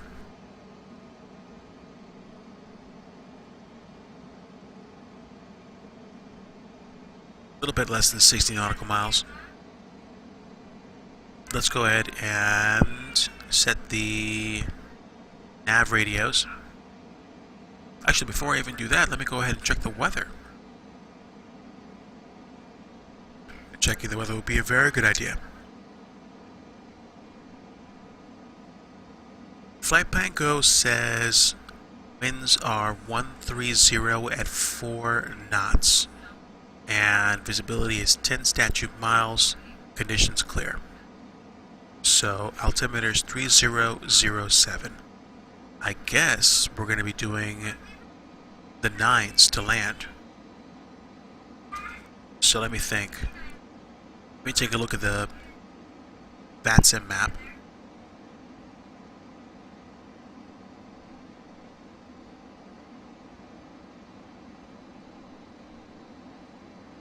Okay, I don't know if I can tune Philadelphia ATIS yet, but I'm going to try. I don't think it's going to work, but I'm going to try. So, ATIS is going to be, let me see. Well, they have Newark ATIS, so Philadelphia ATIS might work. Let's tune it, 133.4.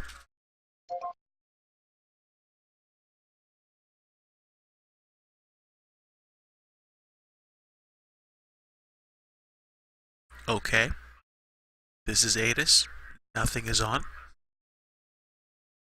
Probably because we're not close enough yet.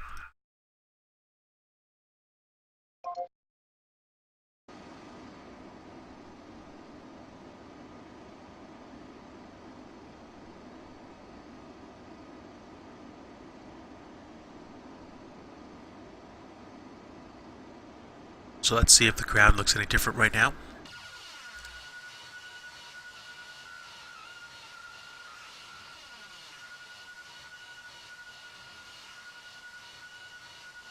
Can't make out much of anything right now.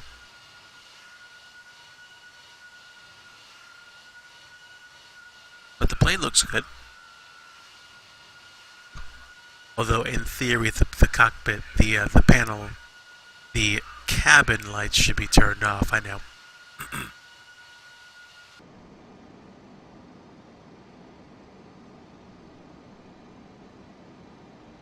I don't seem to be able to turn on things like the logo lights without turning the cabin lights on. I still don't understand. I must be doing something wrong. But that's okay. I seem to have picked up a slight case of the sniffles, which makes it funny because as we're as we're descending altitude, I find myself popping my nose. It's a pretend flight, honest.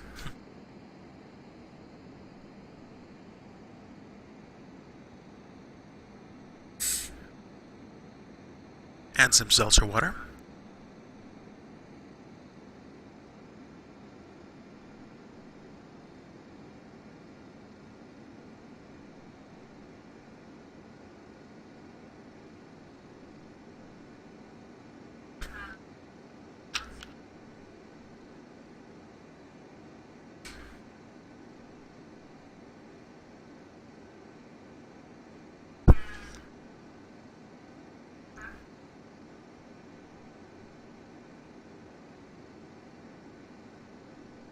Okay, so we're flying over the complicated airspace that is Washington, D.C.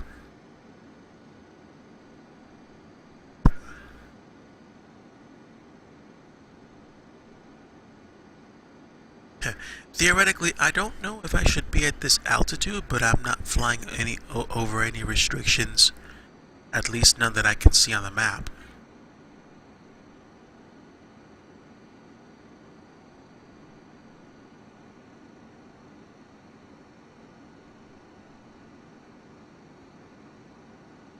Either that or my moving maps need to be updated seriously. But we are almost at Nottingham, and then we're going to cross the Chesapeake Bay, go to Jabo,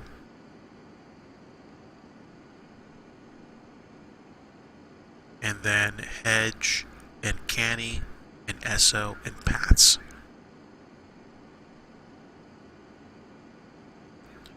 Now we set up for runway 27 right to land, but we might have to land runway 9 right instead.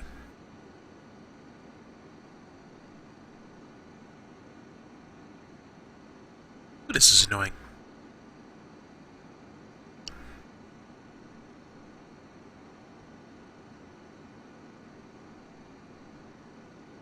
Okay, so from Buki to Jabo, we gotta be at 15,000 feet. Let's see how fast we're going.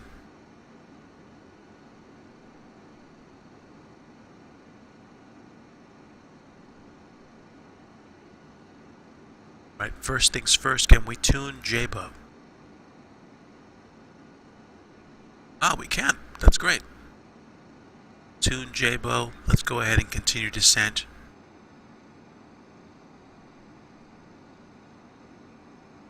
Let's get down to 15,000 feet.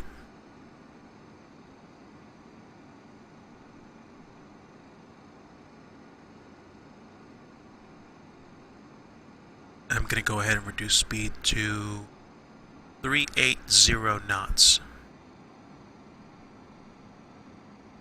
Unless it should be going slower. No, SO will be 250 knots, not right now though.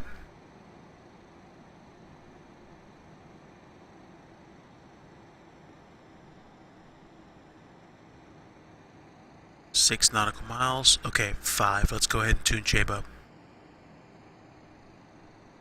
Jabo, execute. There we go.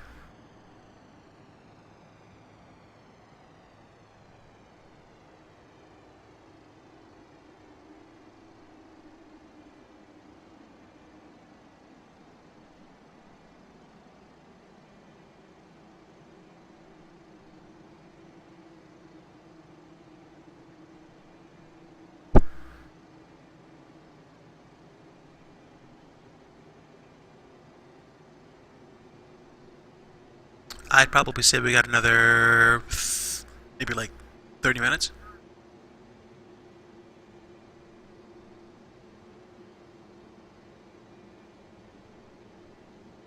see where we're on the map. Doing good. Getting ready to cross Chesapeake Bay.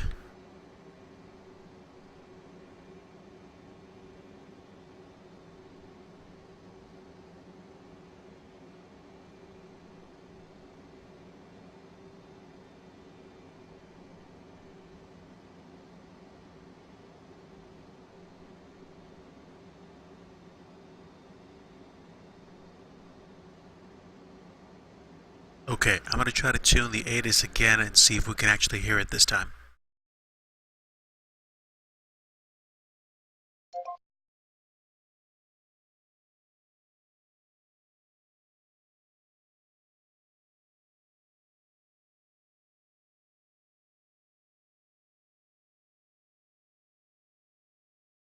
Nope, can't hear a thing.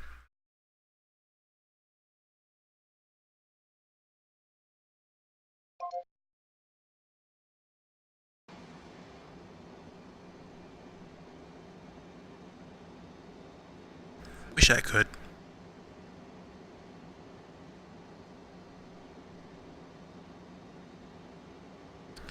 Can I navigate to hedge? Yes, yes I can. Good.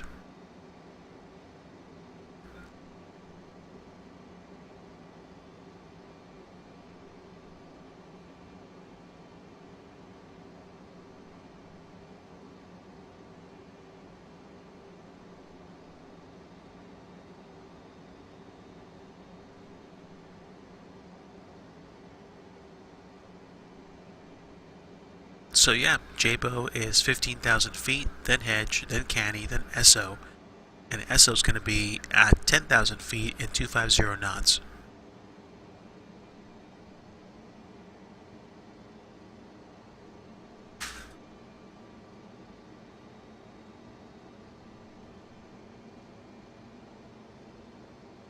Still got a good chunk of tailwind. That's great.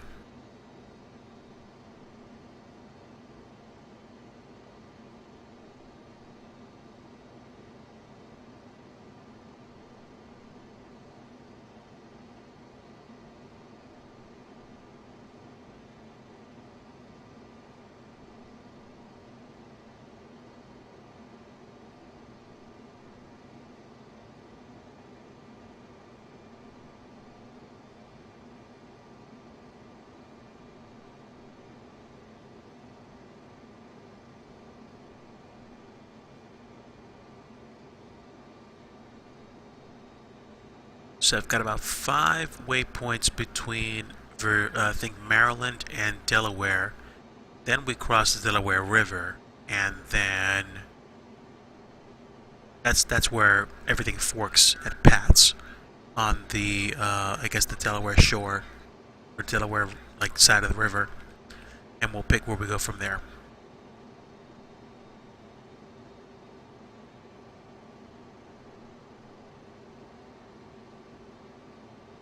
I don't know if anybody's actually online.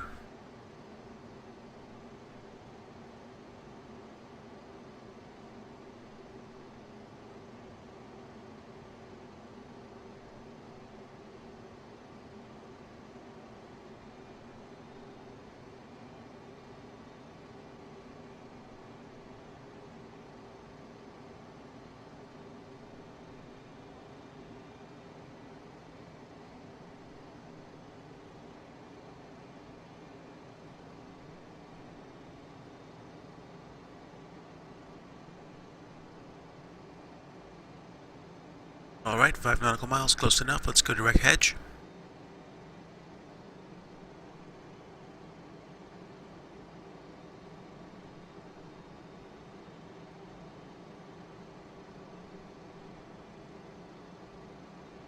From hedge, we'll go to Canny and then SO.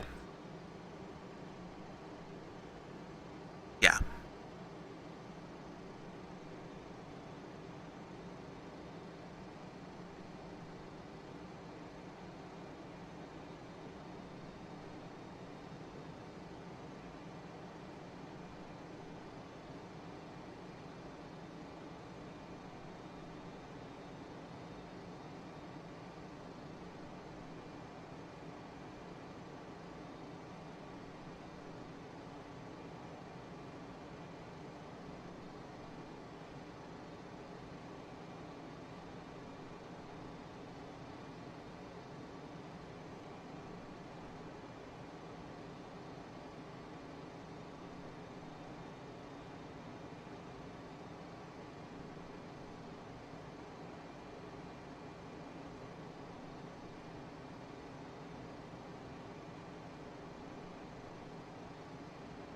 Yeah, how close we are. We are 5 nautical miles. Let's go ahead and see if we can tune Canny. Yes, we can. Wait a few seconds and execute.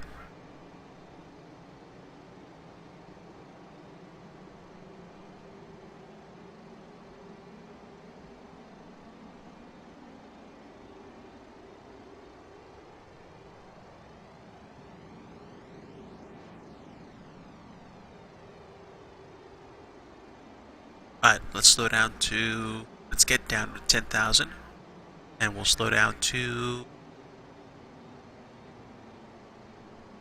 250.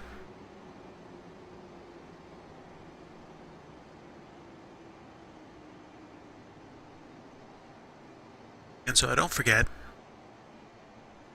I will check my taxi landing lights now.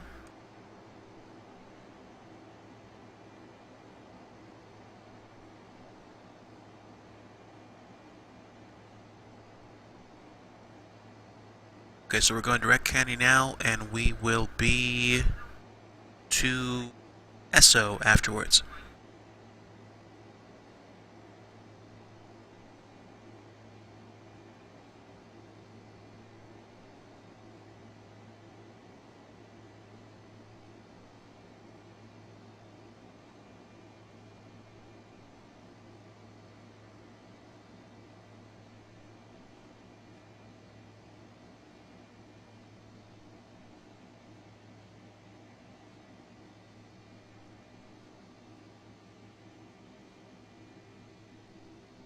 Okay, nothing for Esso, so we're gonna go use the heading bug at this point.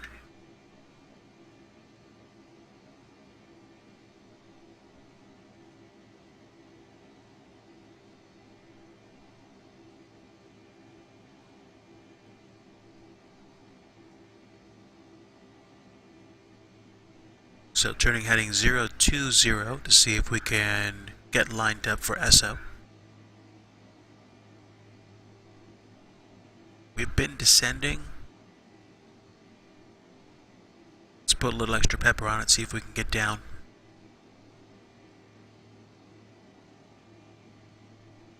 Start knocking in some flaps.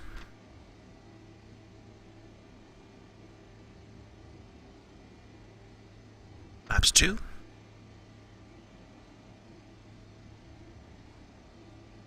And flaps 5.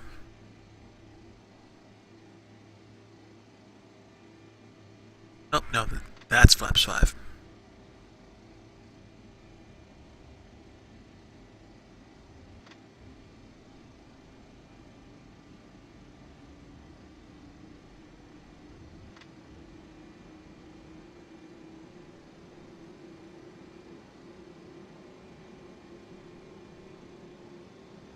Okay, doing pretty good for approach.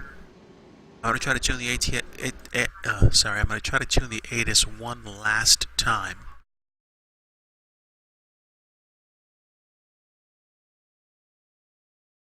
133.4.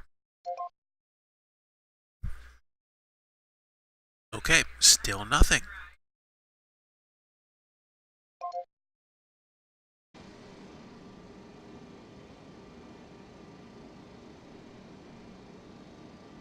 And do we have anybody at Philadelphia Tower? We have tower and ground.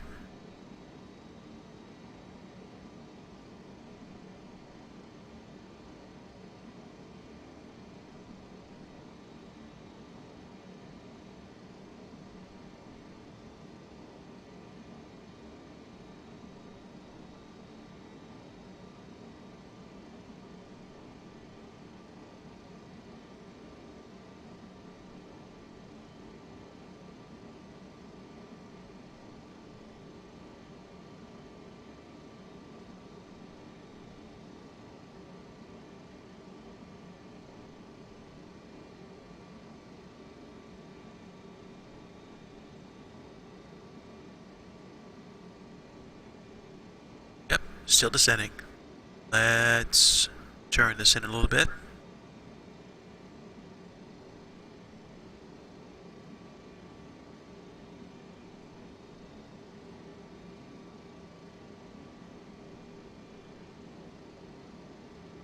Can we tune Pats, I wonder?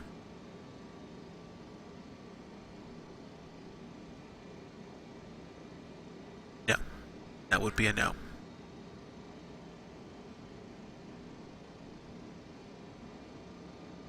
So unless I'm going to be tuning VORs at this point, I'm going to go ahead and ignore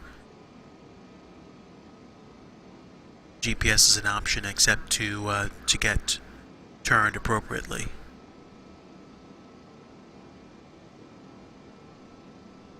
We'll turn heading 040.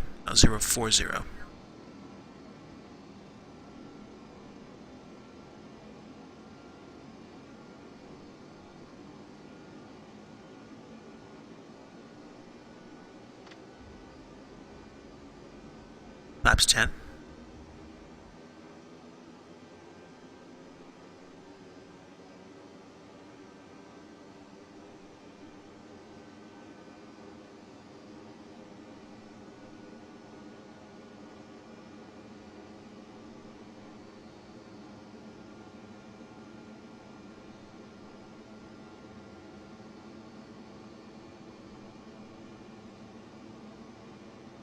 Is there still 130 at 4, so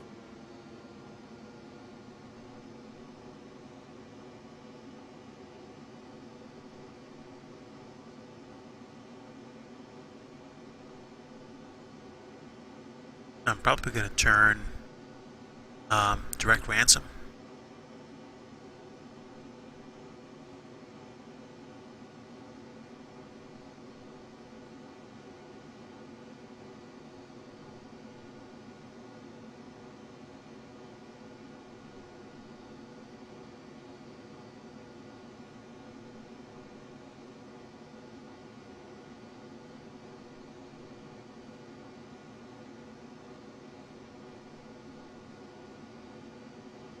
Right, so after ransom is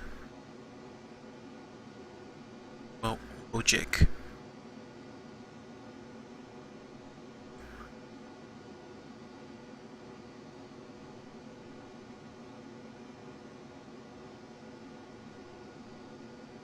Where is it?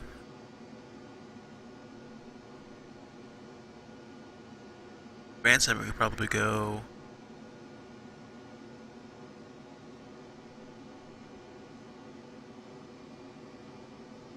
Actually, I'll do that. I'll go direct ransom.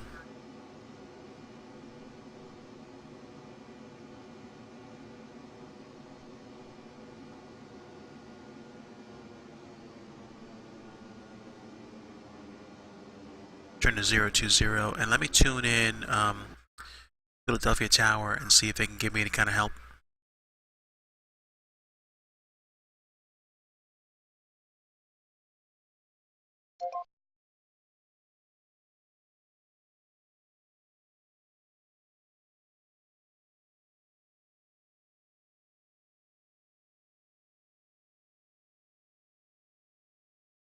Philadelphia Tower, good evening. American 808 with you.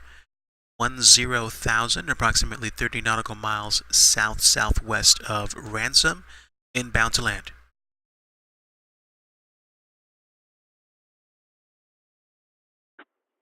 American 808 Philadelphia Tower, good evening. Roger. Contact me when you're on file for runway 9 right. Roger, we'll call on final for 9 right for American 808.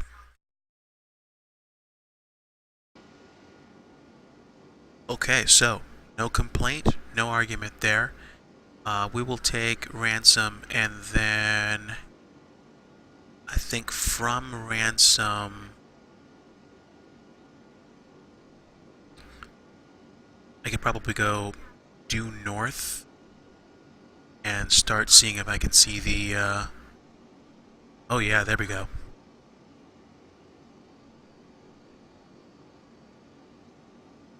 Now the ILS for 9 right is going to be much lower than 10,000 feet. That much I know right now.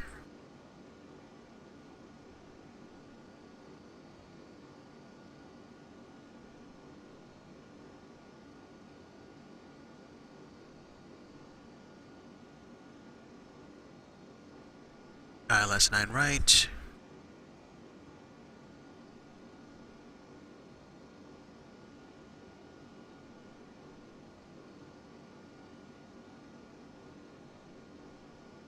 Okay, let's see if I can tune blind at this point. I want to get down to 4,000, so let's get down to 4,000 right now.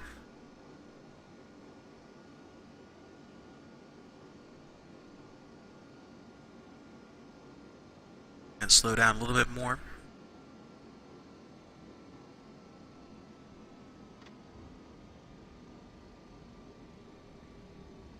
It's 15.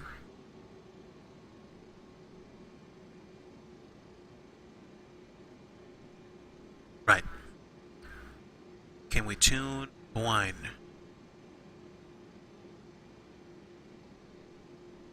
Yes, we can. Alright, let's go ahead and do that one last time.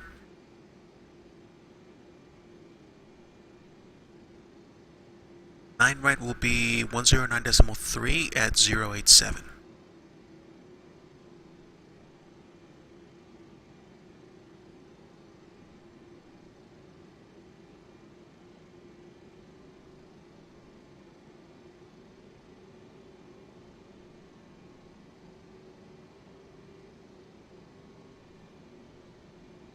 Yep, 109.3. Let's go ahead and tune them.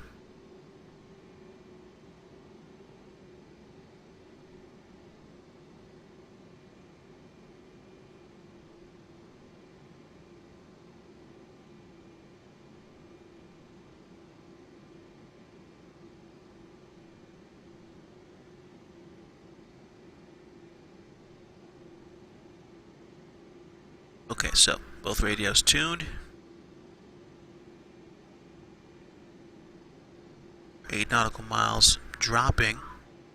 Let's go ahead and get the landing gear down.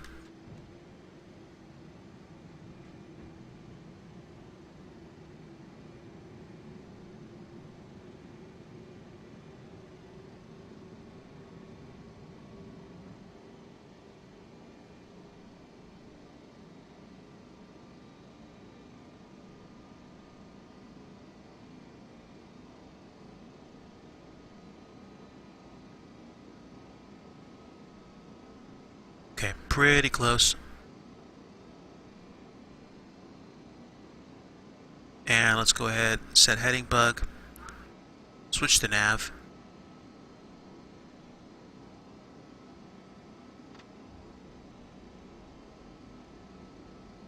Flaps 25.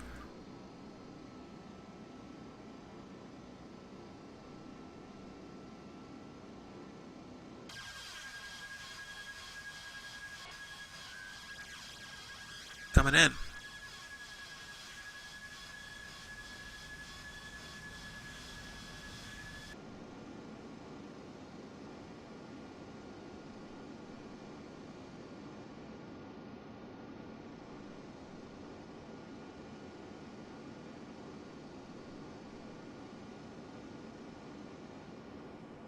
And then we'll start turning to 087.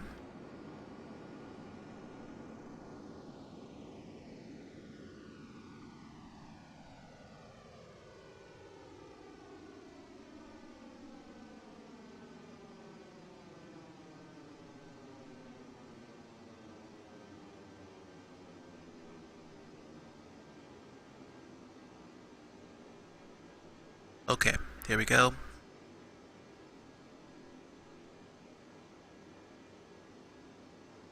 We're armed. Let's contact the tower.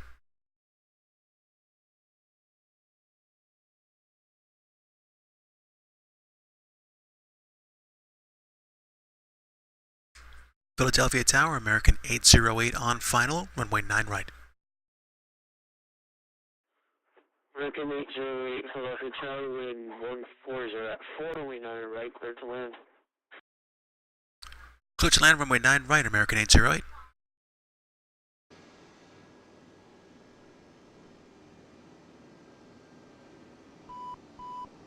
Okay, my aircraft.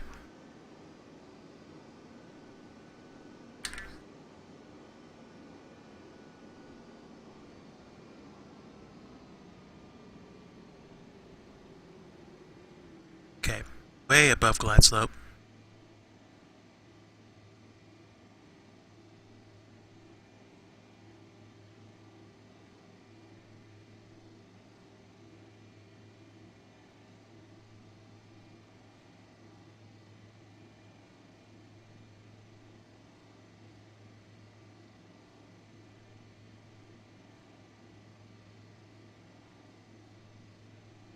Okay, there we go. I see the runway.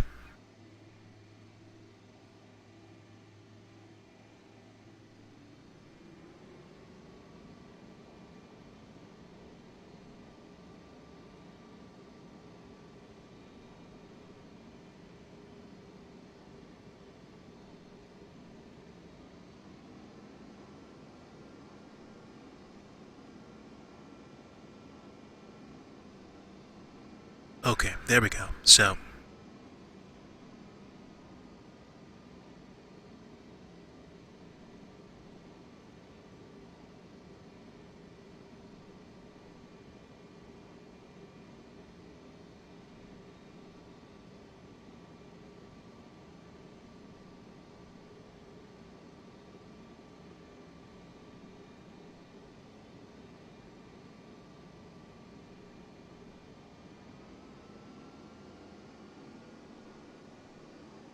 okay, we're pretty good for the localizer, but the glide slope, I'm way under.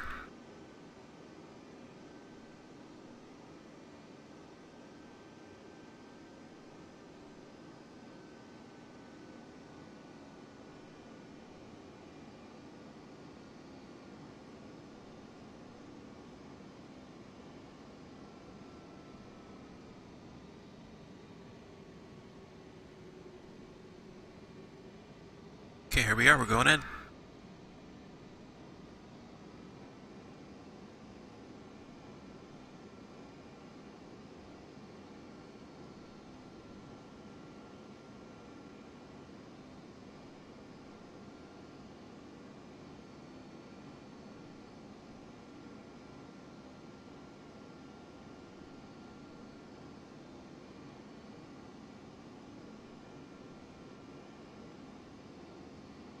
I am full flap, so I actually don't need to have that much speed.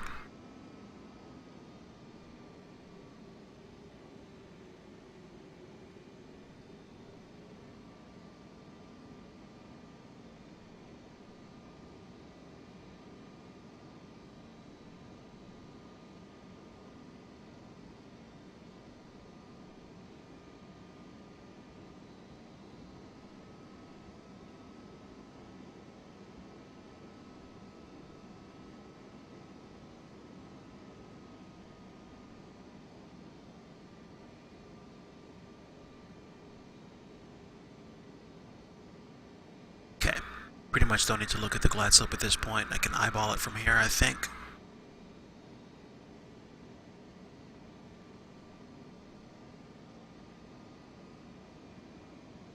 Here we go, coming into land.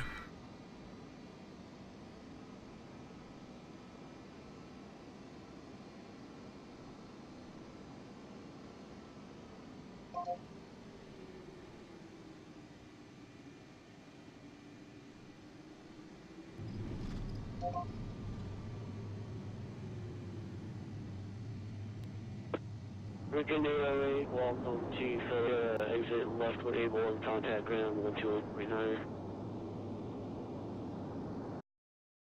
Exit left when able, contact ground point 9 for American 808.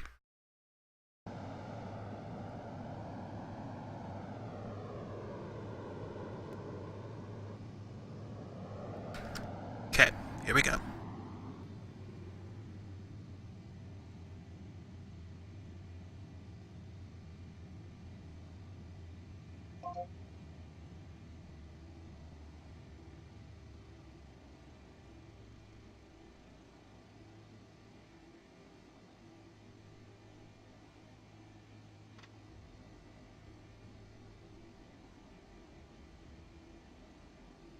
Alright. Getting cleaned up here. And we'll switch to ground point niner.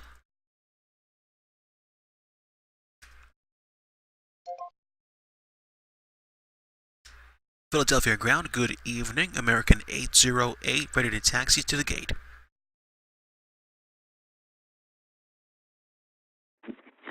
American 808, what is your gate? First available, I'll take B or C concourse. Alright, can you take Bravo 14?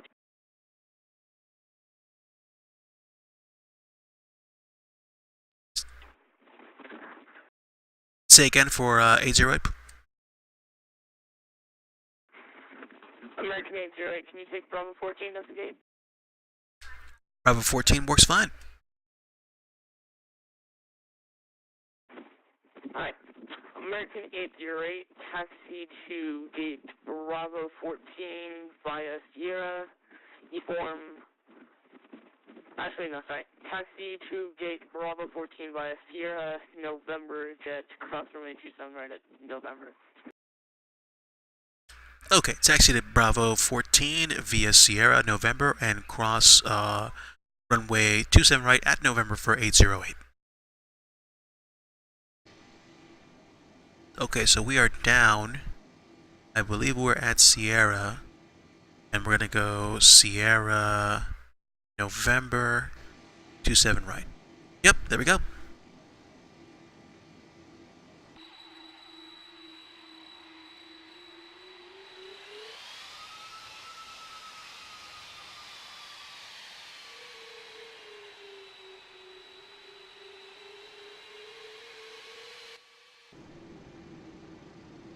I'm down, yeah. Taxi to the gate. Landing was bouncy. Not that windy, actually. I let the shocks do the work.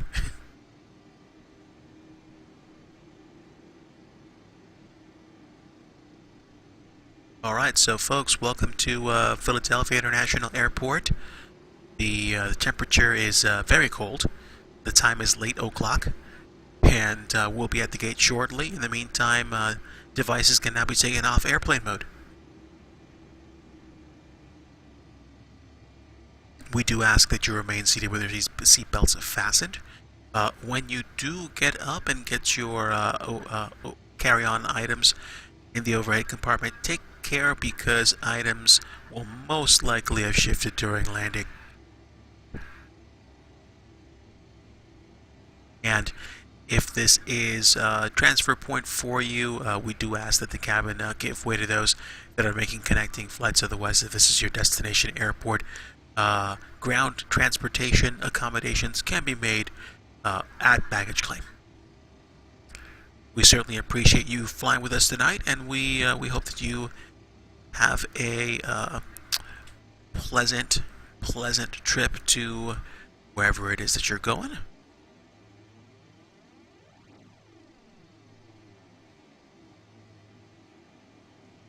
And thanks for flying American.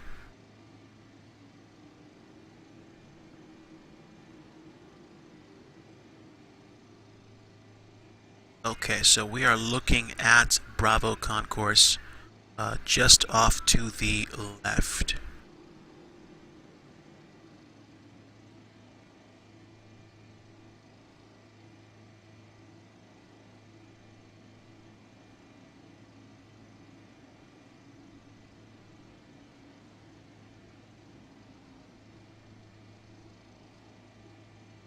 Okay, I should be able to cross straight over.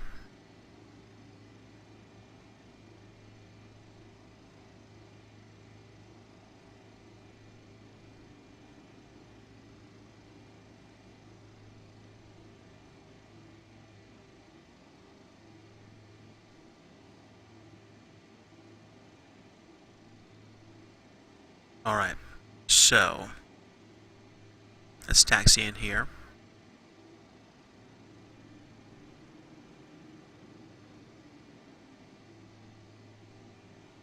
And let's see if we can actually get service to... Nope, can't.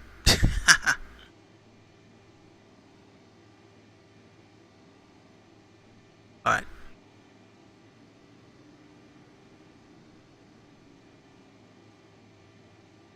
Let me see if I can find gate information. Parking gates.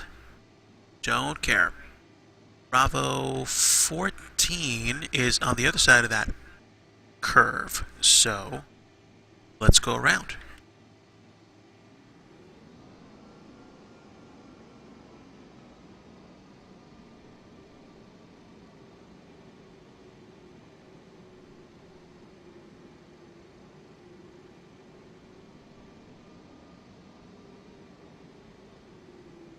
So, whoops, my bad.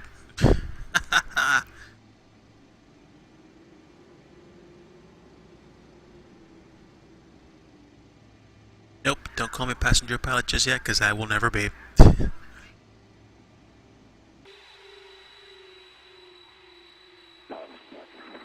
aircraft on frequency be advised. Philadelphia ground now closed. Thank you for flying.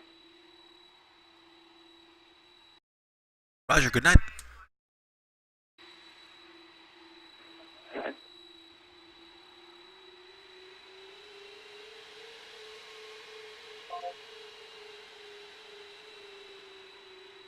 Alright, so how are we going to do this?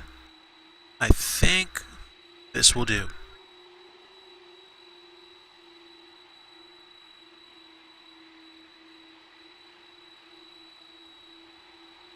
Yep, that's it.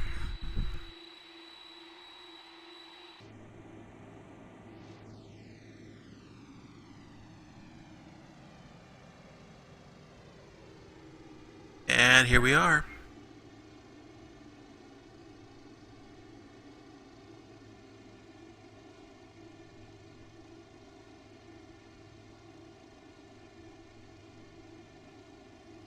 Okay, let's see.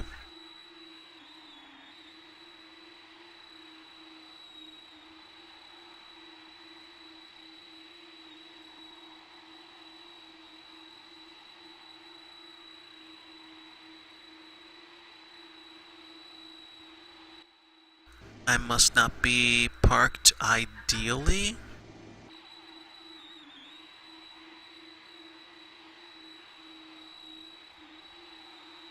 Or I am a bit too far back. Let me auto push back.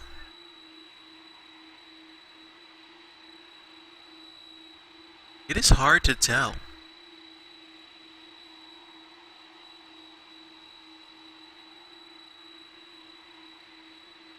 Ah, there we go.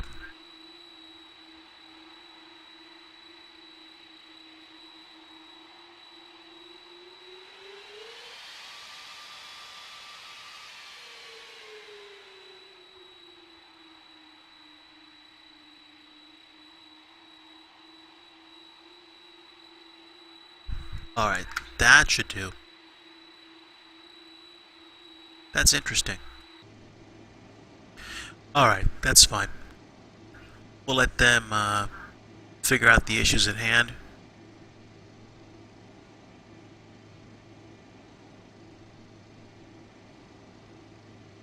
In the meantime, we'll go ahead and get set up.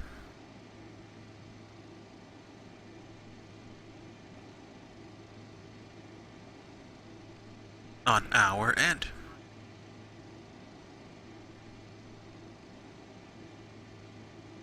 There we go. Let's go ahead and shut down.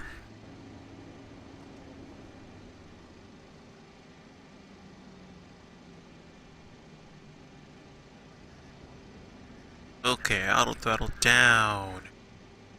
Light director down. Anti-collision lights. Taxi lights off. There we go. Ladies and gentlemen, welcome. Welcome to Philadelphia. Thanks so much for coming along and being a part of the flight. A special thank you to the folks that I got the privilege of speaking with this evening, who gave me some pretty invaluable advice as well. I'm going to take advantage of the opportunity to learn more, and I might take a break from streaming for the next few days, depending on what's going on. There's some stuff I got to get set up at home, and I might come back for a few very lazy streams, or I might do something totally different. I might actually